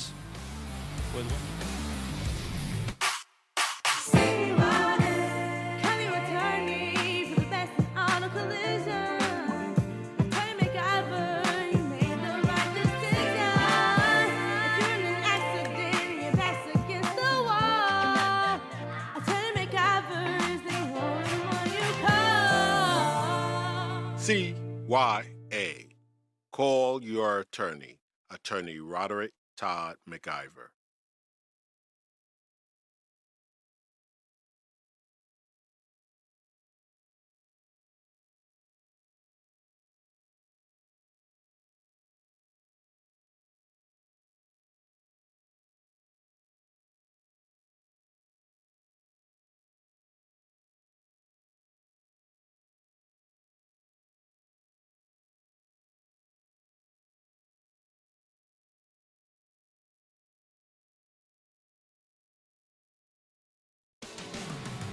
Well, the outcome of this one's still to be determined, and no way to know who the player of the game is going to be. Any of the other superlatives we will hand out, but we will have the Tatum and Atkinson player of the game at the conclusion of this contest.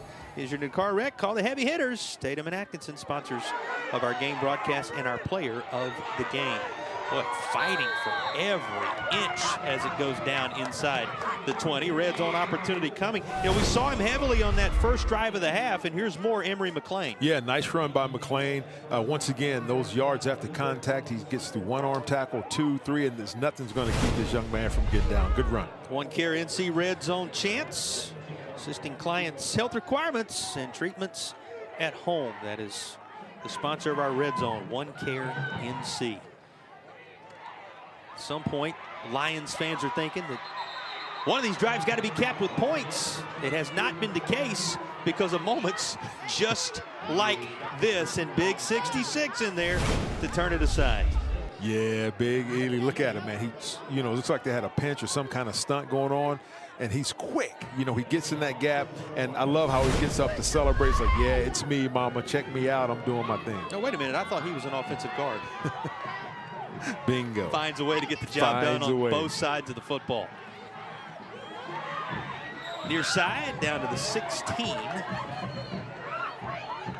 And this is going to be, well, looks like they get ready to move things here. And this is, man, how many times have we seen this chapter written? The question is, can West Charlotte come up with a different ending to this drive? Yeah, can they finish? First down from the 16-yard line. Nichols claps his hand and turns and looks this way. You look up, all of a sudden, just over a minute and a half remaining in the third quarter, trending toward crunch time for a 3A championship. Right into the heart of that defense. That's good for a couple, but bodies stack up everywhere. That was again McLean. Oh, the wheels that are turning in the minds of these two coaches in the chess match they find themselves locked into in this one. I'm glad you brought that up, JP, about being a chess match, because it is. You're setting it up, you're running, you're kind of probing and poking. We see 71st running. Looks like may have been a corner blitz or something coming off that was stacked on the receiver up top. And so it's really setting something up to run something later on in the game. See what's available here. Screenplay near side.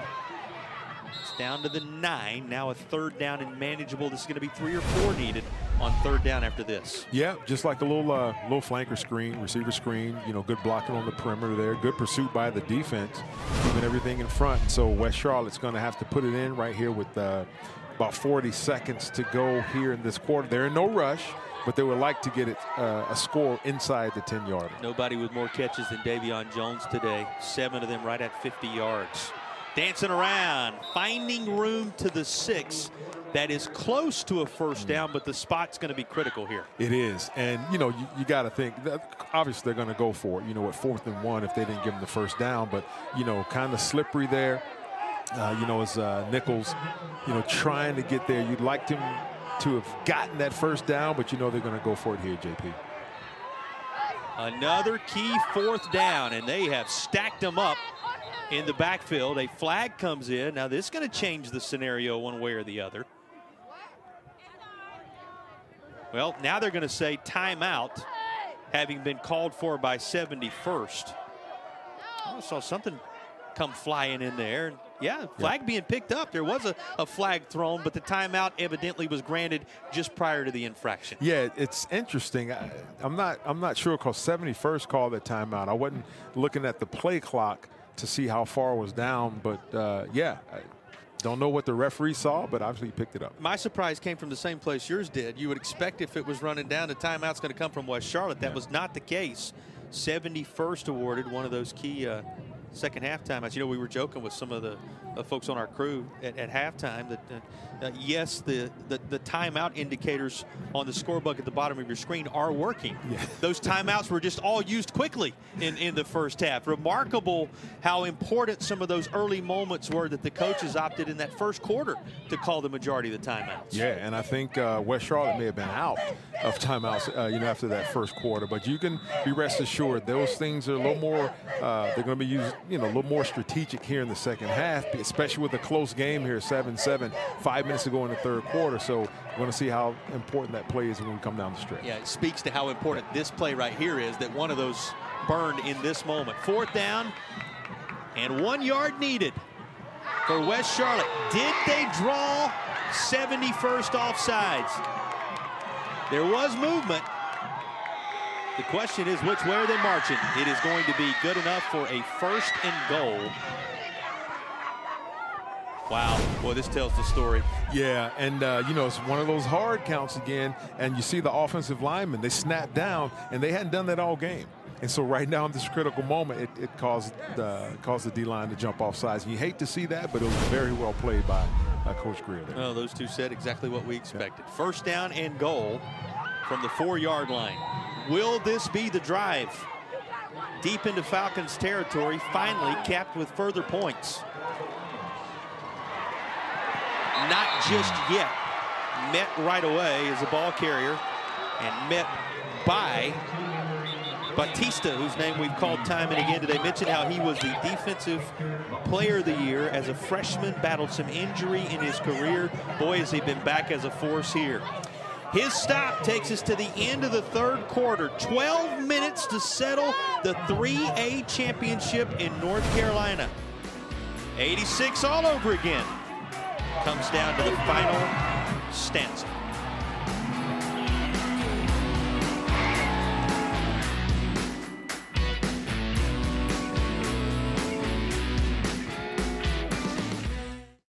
Liquor, add car keys, and it's a killer. There's really no excuse for drunk driving. If you've been injured by a drunk driver, bring your case to us. We're attorneys Tatum and Atkinson, the heavy hitters. And we hit drunk drivers hard. 1-800-LAW-0804. It's that time of year when we gear up to cheer on our favorite team. Don't let COVID-19 and the flu stop you. So make sure you don't have to cancel on the team you love the most by getting your flu and COVID vaccines. They are safe and effective. Both flu and COVID vaccines have been updated to fight against new virus strains spreading this fall and winter. So make sure you don't miss the big game and you protect those around you. Ask your healthcare provider about updated flu and COVID-19 shots. Visit myspot.nc.gov and find yours today. The problem with these big trucks is not so much the driver. But the companies they work for. At Tatum and Atkinson, we use the experts in the technology to get you more money than their insurance company wants to pay. Because around here, you matter. 1-800-LAW-0804.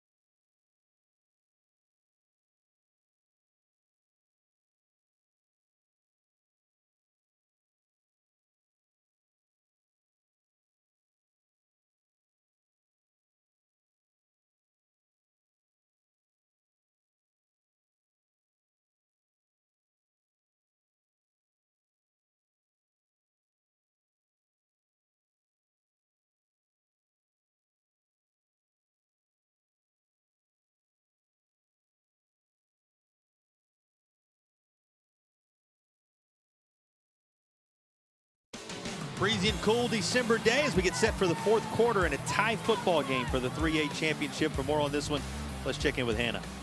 Well, guys, as West Charlotte refuses to be denied, their mantra all season has been man the throne, which means they have to be so great. And that doesn't just mean on the field, but in the classroom. And as a person as well, Coach Greiner believes that his job as a coach is to pull out the identity and confidence they already have inside of them and help that pour over onto the field.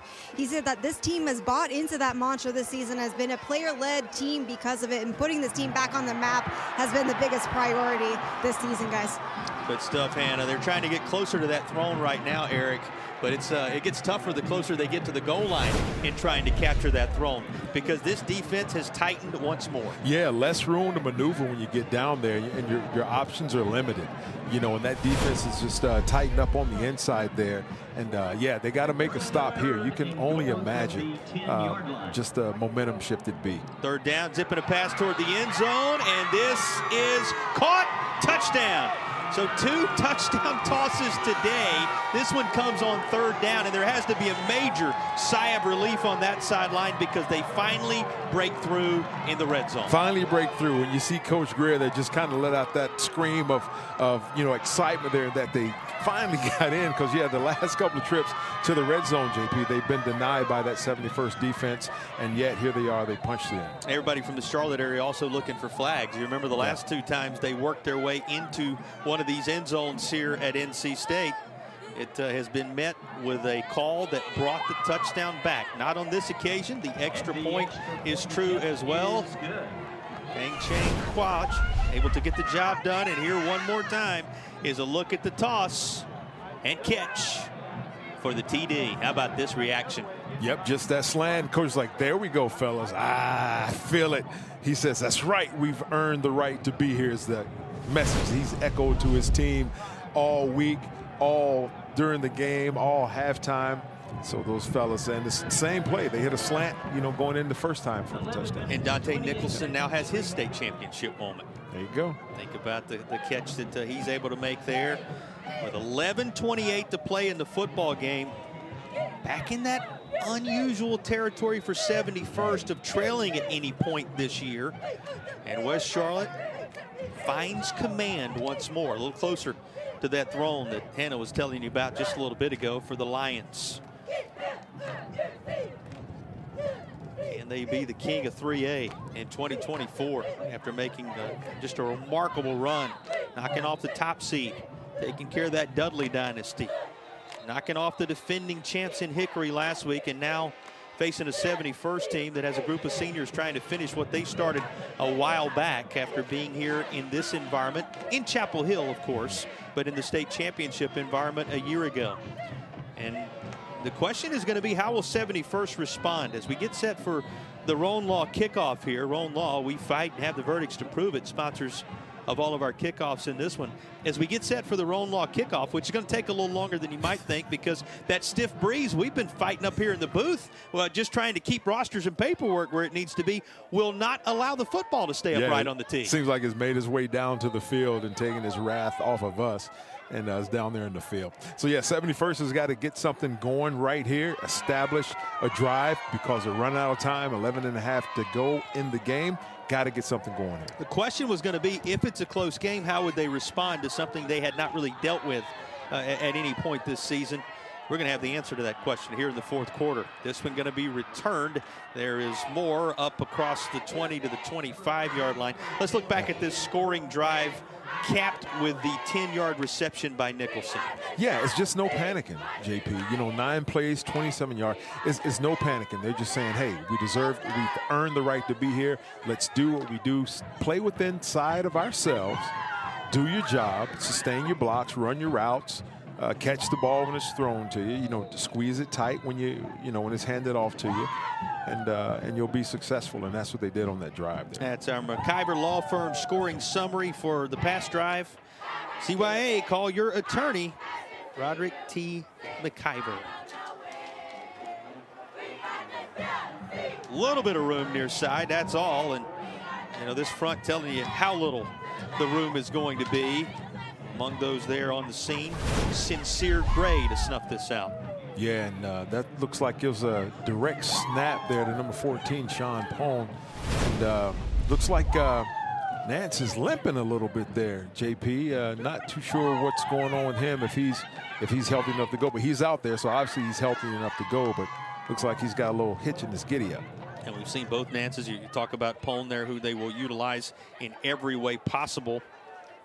Taking it directly on that last one. Nance back there where you're used to him being, and just before he can start this play, this appears as if it's going to be another flag for movement on the 71st side of things. This is something that has plagued the Falcons throughout the day. It has, JP, and once again, as a coach, it kind of drives you stir crazy to see these pre-snap and post-snap penalties, and they've had their fair share today.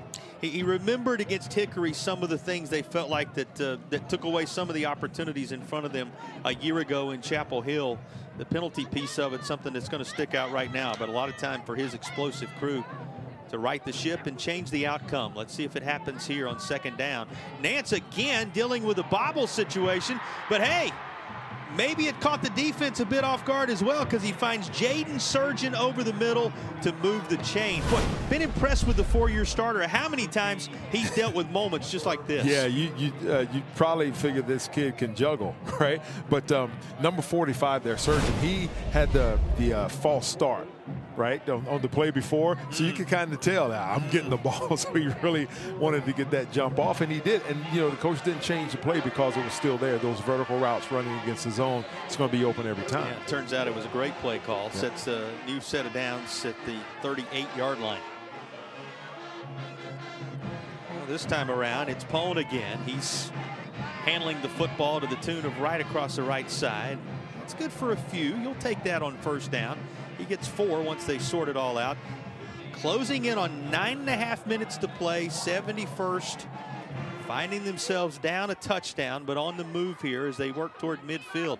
You know, have the Falcons had the football at any point not having to dig out of the depths of their own territory? I can't remember it if they have. Right. Facing that adversity, but that's part of championship pedigree, is being able to deal with the adversity that comes your way. And you credit West Charlotte with controlling the field position battle today. It's going to be caught by Whitted, and he's going to be covered up pretty quickly. That was covered well by Daniels, whose name we've called a couple of times today. Big third down coming here. Yeah, and credit to that 71st offensive staff. They've had trouble running the ball up the middle, and so they're getting it out to the playmakers out on the edges of their receivers there, and see if they can make something happen. This team back for a second straight year, coming up just short 33-26 at the hands of Hickory a year ago. That same Hickory team that West Charlotte knocked off. They would be defeating the 2 teams that played for the title last year in succession if they can close this off. But third down for 71st as they try and change that outcome. Pone again, you saw him right where he needed to be, but he's going to be about 1.5 yards shy. And now a 4th down decision coming at around the 46, 47 yard line. Yeah, 4th and 1, maybe 4th and 2. You got to think that they're going to go for this.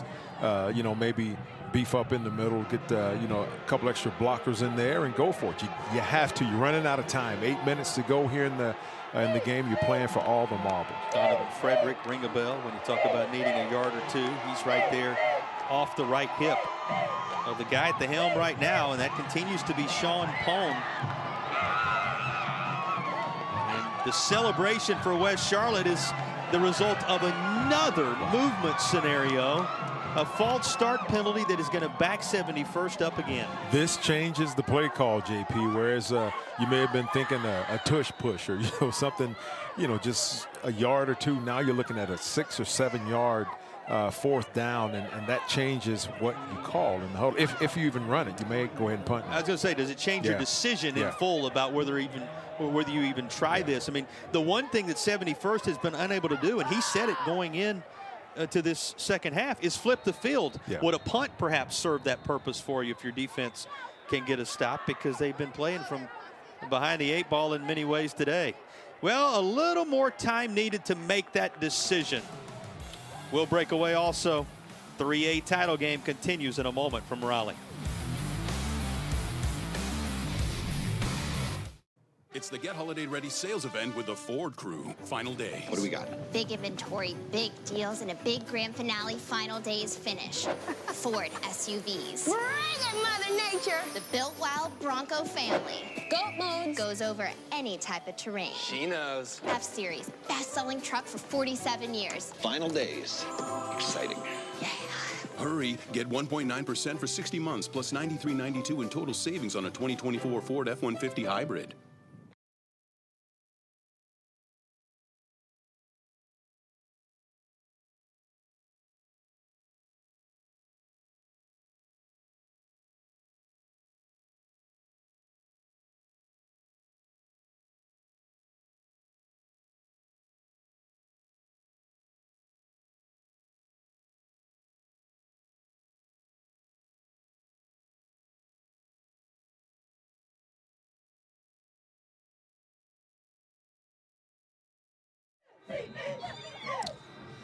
Well, West number 8 leading East number 2. When you talk seeding, more than that, these two communities battling it out for a championship the second time around for the first time in a while.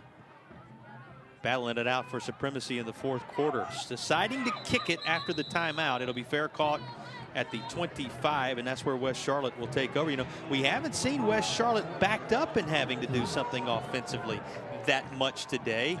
71st thinking about flipping the field here. We'll see how it works out. Yeah. So now you're going to expect, if you defensively, first man's going to hold them, grab them.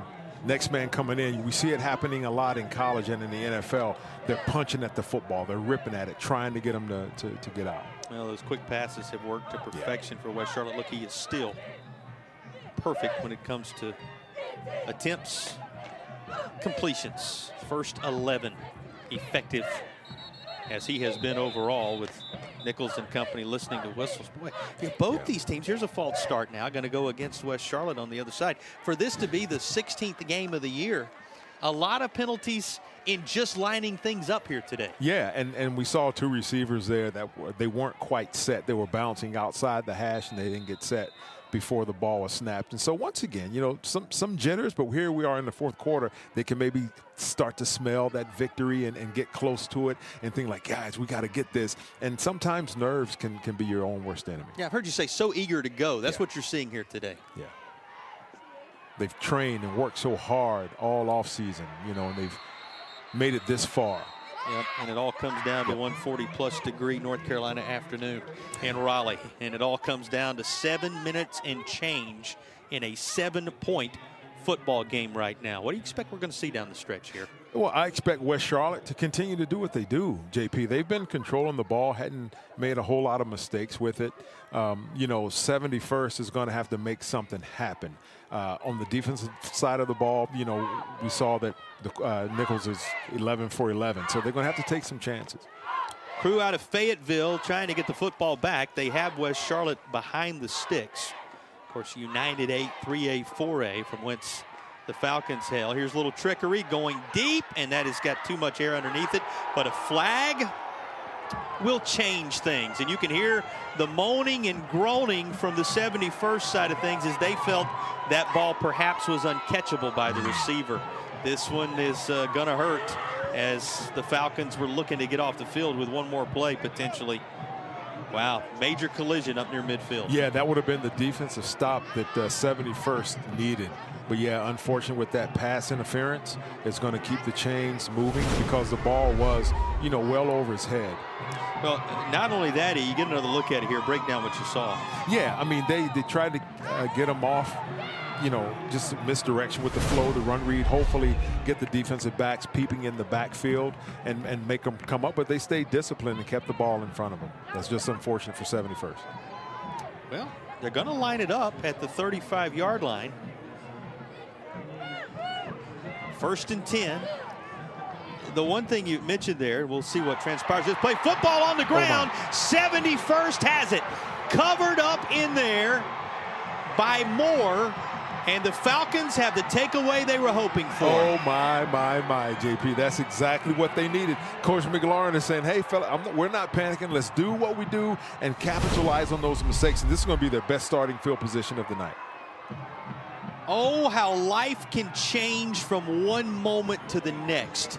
Thought they had the stop. Yep. The flag extends the drive, and then the fumble puts it in the hands of the Falcons after all. And when we were just about to say, well, the one thing this won't do is flip the field, guess what they did? They flipped the field. Here comes 71st, second consecutive year in the title game for the Crew out of Fayetteville. And Coach Duran McLaurin and company with a little bit of green grass behind them for the first time in a long time. Nance up top. Unable to reel it in, though he made a valiant effort to do so. The guy that has shared time receiving the snaps with DeAndre Nance today, Sean Pong, was the intended target, and that was covered very, very well. And this is what I thought they, you know, may have done on that 4th down conversion, is put everybody to one side of the field and you leave Pong one-on-one with the receiver there. I thought they may have run like a slant or something where the middle of the field had been open. So maybe they'll come back to that, JP. Did you see who that was in coverage there? K.D. Cotton, another guy, athletic ability-wise, that you're going to see on both sides of the football when it matters most. Yeah, they got some young players in these skill positions, man. Look for a lot of positive things coming out of West Charlotte High School in the near future. But 71st, they're here again. They want to capitalize right here, right now, JP, because this will change the complexion of the game if they can score here. Now, latest miscue, though, has them backed way up. They're just going to take the football to the 40-yard line. They need 20 to move the chains. Nance has enough of a pocket, and he just gets it over the defender, but it is knocked away. It is K.D. Cotton again. Wow, that was perfect timing. That was a good throw, you know, great concept. The ball was there just over the defender, but he hits him right in time to break up that pass. Like another guy used to wear some Carolina blue at one point. I won't say how long ago. Long we time won't say ago. how long ago, but Eric Gass, your analyst today. I know you've been impressed, Eric, with KD Cotton's play all day long. Yeah, he's been just a stalwart out there on defense, and this young man is all over the field and making plays when they're needed. And you need your big-time players to make big-time plays in big-time moments when you need it. Right now, it's the state championship. There's no bigger time in their career. Well, there's some open space, but unable to thread the needle in an effort to get it back to Sean Pond. Nance's pass a bit off target. 3rd down and 20 coming. Yeah, playing behind the chains. You know, you want to try and get as much of that back you can, but play action right there. You just got a little overzealous and overthrew him a bit. Well, you're looking at 2 downs to try to get yourself 20 yards here. 6:07 remaining. Jones, another one of those guys who we've talked a lot about on the offensive side of the football, who you see here where it matters defensively. Line to make is the 20-yard line. Getting into the red zone would mean a good spot, and this is a bit off target. We're trying to swing Jason Franklin out, and Nance, who you noticed has been a bit uncomfortable at times today, is just a bit off the mark on these last 2 passes. Yeah, not sure if it's a knee or ankle or something, but yeah, he's been kind of gimping around a little bit, and that throws you off. It throws off your timing. You know, if someone's around your feet, it just kind of, it's in the back of your mind, and it's forced him to throw the ball a little bit high sometimes, and it puts the receivers in an uncomfortable position because they don't want to be jumping up in the air when the defender's coming as well. But now they're going to have to make a play here. It's 4th and 20. There's not a whole lot of 4th and 20 plays that a coach has in his playbook. And now you got to have all 20 at once. They're going to talk about it to see what is available in the playbook. 6:03 to play in the state championship game. Big 4th down coming for 71st in a moment.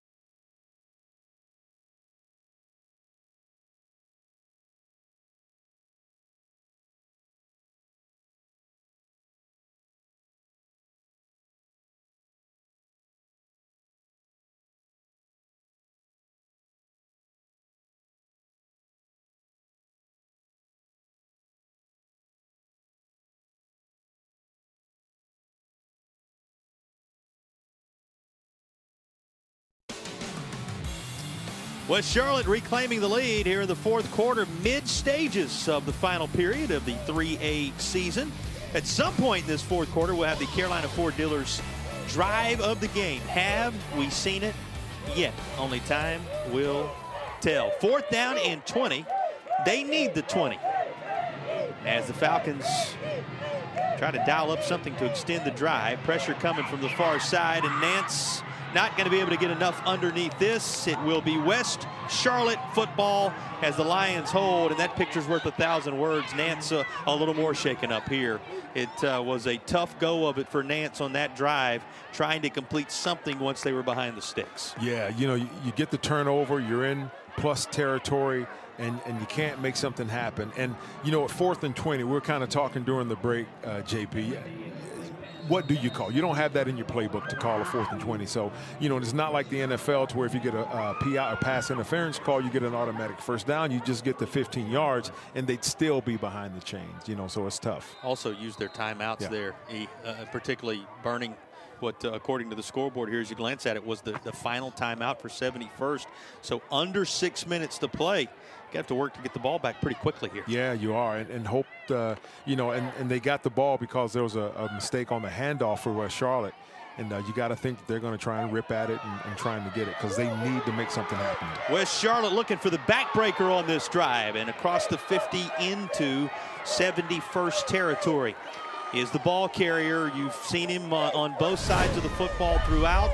There is Cotton again. Yeah, and you love the awareness of Cotton. You know, he could have headed to the out of bounds mark, but he knows that the clock would stop. So in order to keep that clock running, he moves back, cuts back to the inside of the field and takes a knee.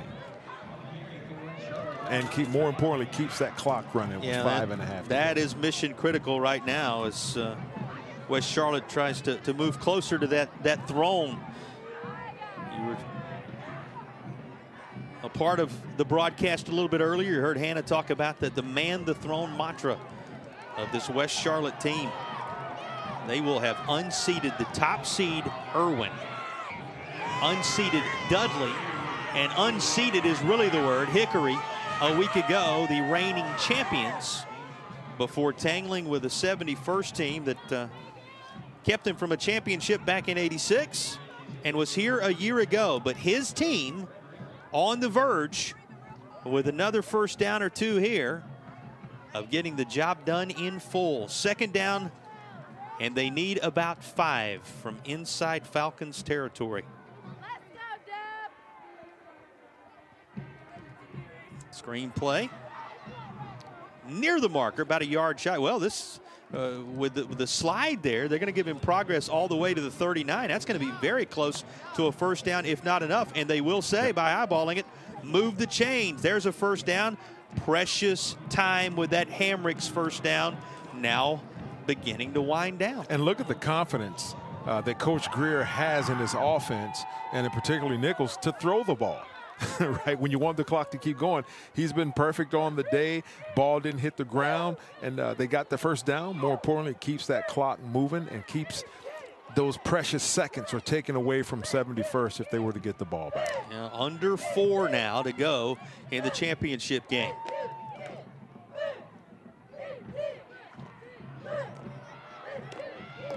Six or 7 here on a toss. Into the hands of Emory McLean. You know, McLean has put together a workmanlike day in which he has carried a good portion of the second half load. Yeah, just kind of quiet, going about doing his job, and that's what you need in games like this. You need your role players to play their role best they can, keep the ball moving, stay ahead of the chain, stay on schedule, keep that clock running for your state championship. Emory McLean, the only player besides Nichols with double-digit touches today. He has 12 carries for 41 yards. 3 and change to go. This is blown up right away. That was a had-to-have-it moment for 71st, and the red jerseys swarmed to the football. Yeah, hopefully, you know, 71st can get a stop, right? And get the ball back and try and make something happen right now. But good call by Nichols. I mean, that play was doomed from the start. And this is what 71st had wanted to do from the very jump, is create havoc in the backfield. Among the Falcons flocking to the ball was Hector Batista, whose name we've called time and again. And this third down may very well be the football game. 2.5 to play. First down and with no timeouts for 71st, it would get real tough if they don't stop this third down. They will. Falcons forcing a 4th and about 6 from the 36, and now the decision he and his staff make will determine whether things are over now or the outcome lingers a little longer. Yeah, you can best believe it's not going to be 27 seconds sooner.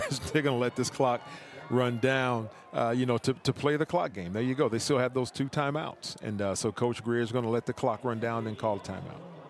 And this play call on the backside of the timeout going to be the moment of the afternoon thus far for West Charlotte. Now you saw, just in case,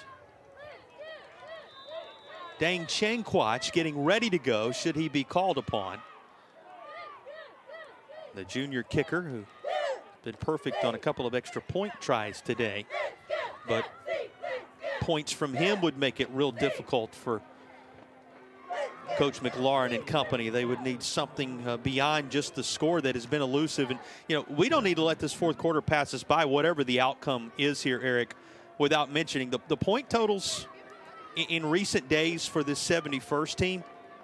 You know, go all the way back to the 28 points they scored on October 11th. Since mid-October, 56, 50, 49, 49, 56, 50, 48, 43. Yeah. It's been a long time since this team was held to less than 40 points. They're sitting with just the one score right now and wondering if they'll even get the football back. Here's the moment that will determine it. 4th down call for West Charlotte. Perhaps a title on the line on this play. Now deciding to toss it toward the sideline. Did he keep a foot in? Incomplete. And that will mean 71st is going to have a crack at it. They tried to go to Cotton, who had been the premier player on this drive and has been one of the premier players on this season, but this is just out of reach to keep it in bounds. Yeah, great concept. Almost got his feet in bounds. Just, had he been, if he's 6'4", maybe that's a completed pass. But here we have 71st. Now, these are the situations, JP, that you talk about. You're in practice and you rep them. All right, we got a minute and a half to go. We're down a touchdown. We have to score. We got to go to the length of the field. Let's get it done right now. Now's the time for 71st to do it. That's why we do what we do. 86 all over again. Those who made the 158-mile journey from Charlotte are the 86-mile journey from Fayetteville. It's why they came, to see what happens on this drive. First toss going to be in the direction of Sean Pone. Positive yards.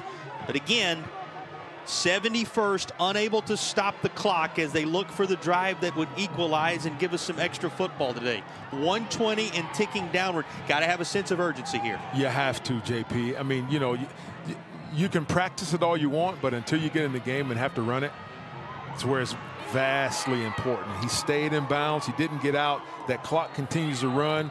A penalty, or sorry, not a penalty, but if he's hurt, that will stop the clock to take care of that injured player. But yeah, they cannot stop it. With 1 minute and 3 to go, they're going to have to take some shots downfield, but it's going to have to be toward the sideline because you got to get out to stop that clock. Well, and you don't want this. Sean Pone, one of the great weapons on the 71st side of things when they need a quick march, is the individual down here being tended to. Of course, Pone, we told you, talented sophomore with all of his speed. He's taken some direct snaps today. He's been involved a number of ways offensively. Let's see if we can tell what happened to him here.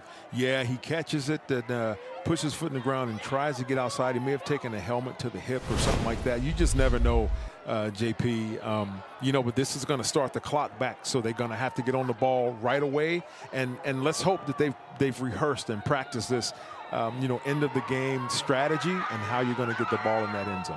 63 seconds for DeAndre Nance, the 4-year starting quarterback and unquestioned leader of the Falcons. And he is going to just have to toss this aside to keep from being swallowed up. What a move made by Franklin here. And Franklin is going to get them the stoppage from moving the chains as he carries it into West Charlotte territory. You want to talk about some DeAndre Nance magic? Something out of nothing. I was just about to say they cannot take a sack here, JP. He must have heard my thoughts, and there he goes down the field. But once again, that clock continues to run, so they got the first down. They're going to have to stop the clock somehow if they don't get into the end zone. 30 seconds remaining.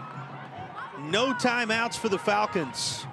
And that may have been better for the Falcons that it was not caught by Jason Franklin because the defenders were bearing down on him. Yeah, and it stops the clock. 23 seconds to go. And so Coach McLaurin right now is trying to give the strategy of what we're going to do. Going to have to take some shots into that end zone here. If not now, JP, you're going to have to be calculated. At least if you don't get that first down to get out of bounds, you're going to have to take some shots. Pawn is back out there. He's a target. Cy Nance out there. You know what Whitted has meant at times today. All hands on deck with 23 seconds to play in the state championship game. It is Pawn. It is a first down. Things will stop momentarily just inside the 25-yard line with the Hammocks' first down. In striking distance now, but 16 seconds as it winds on down here. Oh my, it looks like he tried to catch it, to clock it, but he mishandled the snap. And that's going to mean perhaps the ball game. We'll see how they sort this out. The clock winds down to 0. And our officials hold the football in the air as West Charlotte begins to celebrate. Oh my. What a way to end the game. He was trying to clock it, but mishandled the snap, JP, and therefore it was a fumble. and they couldn't stop the clock. He had to down it, but the clock continued to run because it was not an incomplete forward pass. And the West Charlotte Lions pour out onto the field after a championship moment secured. One last gasp from the 71st Falcons turned aside, and this group, having knocked off the top seed in Irwin 58-0, a Dudley dynasty 38-39, I should say, to 13. And Hickory, the reigning champions, 36-20 a week ago. Those three all on the road come to Raleigh today and take care of the 71st Falcons, who come up just short for the second straight year. What a job done by West Charlotte. And the Lions do, in fact, man the throne in 2024. Outstanding. Congrats to Coach Greer and that West Charlotte high school community. They've packed their bags, they've packed their lunch, they packed their toothbrush. They came to Raleigh to win a state championship, and that's what he's done. Coach Greiner becoming one of the rare individuals to have led two out of the Charlotte Mech school area, the Charlotte Mecklenburg area, to state titles. We talked about the 2017 4A title for Harding, and he gets the job done with West Charlotte here. And Eric, you documented it. They were trying to clock it, but, you know, snap issues had been a bit of a problem today. Another here, and before Nance could do anything with the football to drive it to the ground, precious seconds off the game clock, and the opportunity passed them by. But let's take a moment and say, these last two seasons for 71st and the thrillers they've given us at Chapel Hill last year and here in Raleigh today, what a run, what a moment, what a snapshot for these seniors and beyond of what they've done the last couple of years for that community in Fayetteville. Absolutely. Yeah. And they're doing great. Now, I think Hannah's with the winning coach right now. Yeah, let's check in with Hannah. She has the victors.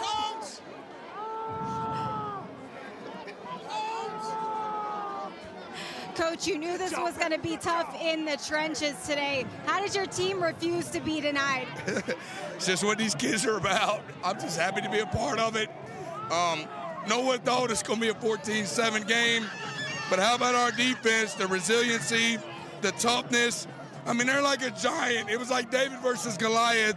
When our kids are built with a spirit inside of them, you can't be denied, and it's just a beautiful thing to watch.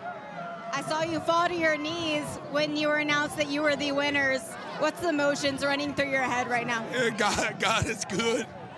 I'm nothing without my Lord and Savior, Jesus Christ. And he's blessed me to be a part of this. I'm just happy to be the head coach. It's got nothing to do with me, but God is good. Now, I've heard the saying that West Charlotte pride is nationwide. You're bringing back a state title to this community for the first time in 30 years. What does this mean to this program and the community? That's why I'm here. I told everybody, as long as I coach high school football, I'll be at West Charlotte as long as they have me. It's different here, and I appreciate every aspect of it. The trials, the tribulations, and the passion. And you just can't get it anywhere else. It's a roller coaster sometimes, but it's just so special to be a part of. Well, congratulations, a phenomenal performance. Congratulations, Coach. Thank you. Guys. Well, let's take a look at our Ford dealers, our Carolina Ford dealers' drive of the game. And, you know, they were few and far between thanks to these defenses. But that 9-play, 27-yard march in the pass to Nicholson allowed them to take the lead for good. Yeah, and he was the field general, just guiding them down the field. Is Jabari Nichols. He gets them to jump off sides with a hard count. He managed the game and put them in position to win a state championship. Well, a 9-play, 27-yard march that took some precious time off the clock. Our Ford dealers of the Carolinas drive of the game. Let's take a look at our player of the game. You might have a sneaking suspicion who it's going to be. Top things when we look at our Tatum and Atkinson. The heavy hitters, player of the game, who do you think? As Mr. Jamari Nichols. You know, he threw for 2 touchdowns, 12 attempts. Man, this young man did everything. 94 yards, 2 touchdowns. He led West Charlotte to their state championship, and he put them on his back. Big day for so many. You think about Cotton, you think about Collins, you think about what Moore did along the way. Vance on all sides, a tremendous day. But in the end, it's West Charlotte. We'll be back to put a bow on this one as the title belongs to the Lions.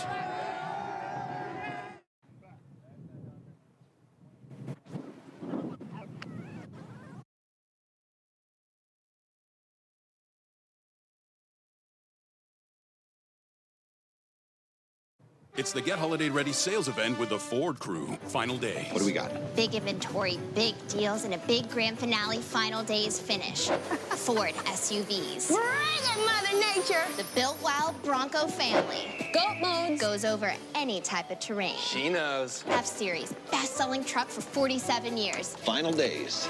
Exciting. Hurry, get 1.9% for 60 months plus $93.92 in total savings on a 2024 Ford F-150 hybrid.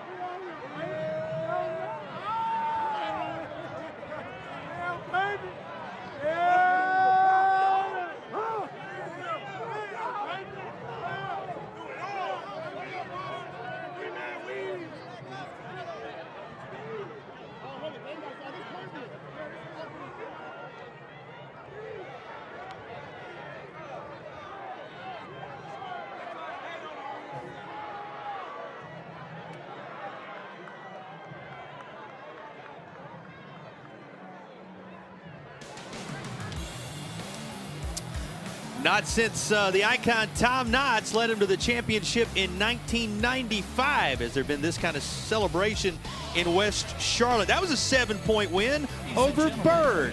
Here's a 7-point win over 71st, and they avenge 86 in winning the school's second title all time. Let's listen in as the awards are presented. NCHSAA Board President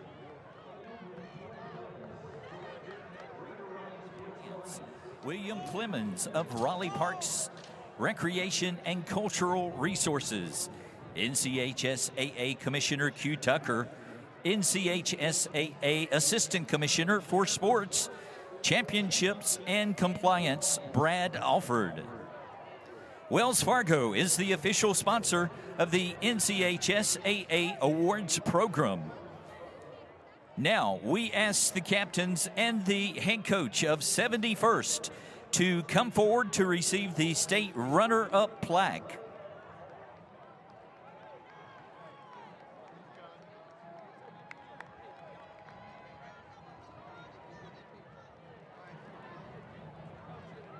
At this time, we recognize head coach Duran McLaurin from the state runner-up 71st.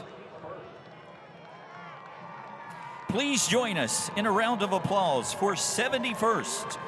You have had an outstanding season and are to be commended for your achievements.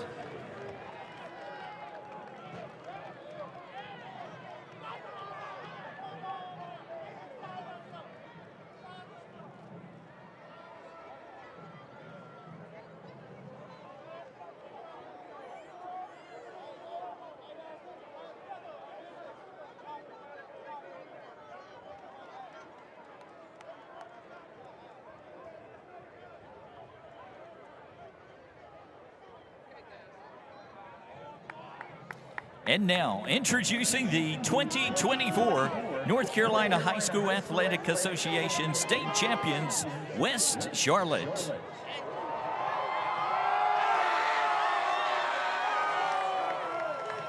At this time, we recognize head coach Sam Greiner of the state champions from West Charlotte. Please come forward to receive a special plaque of recognition.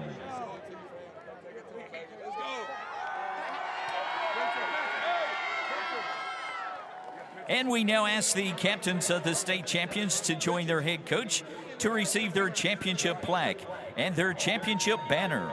Members of the state champions will also be receiving special commemorative shirts.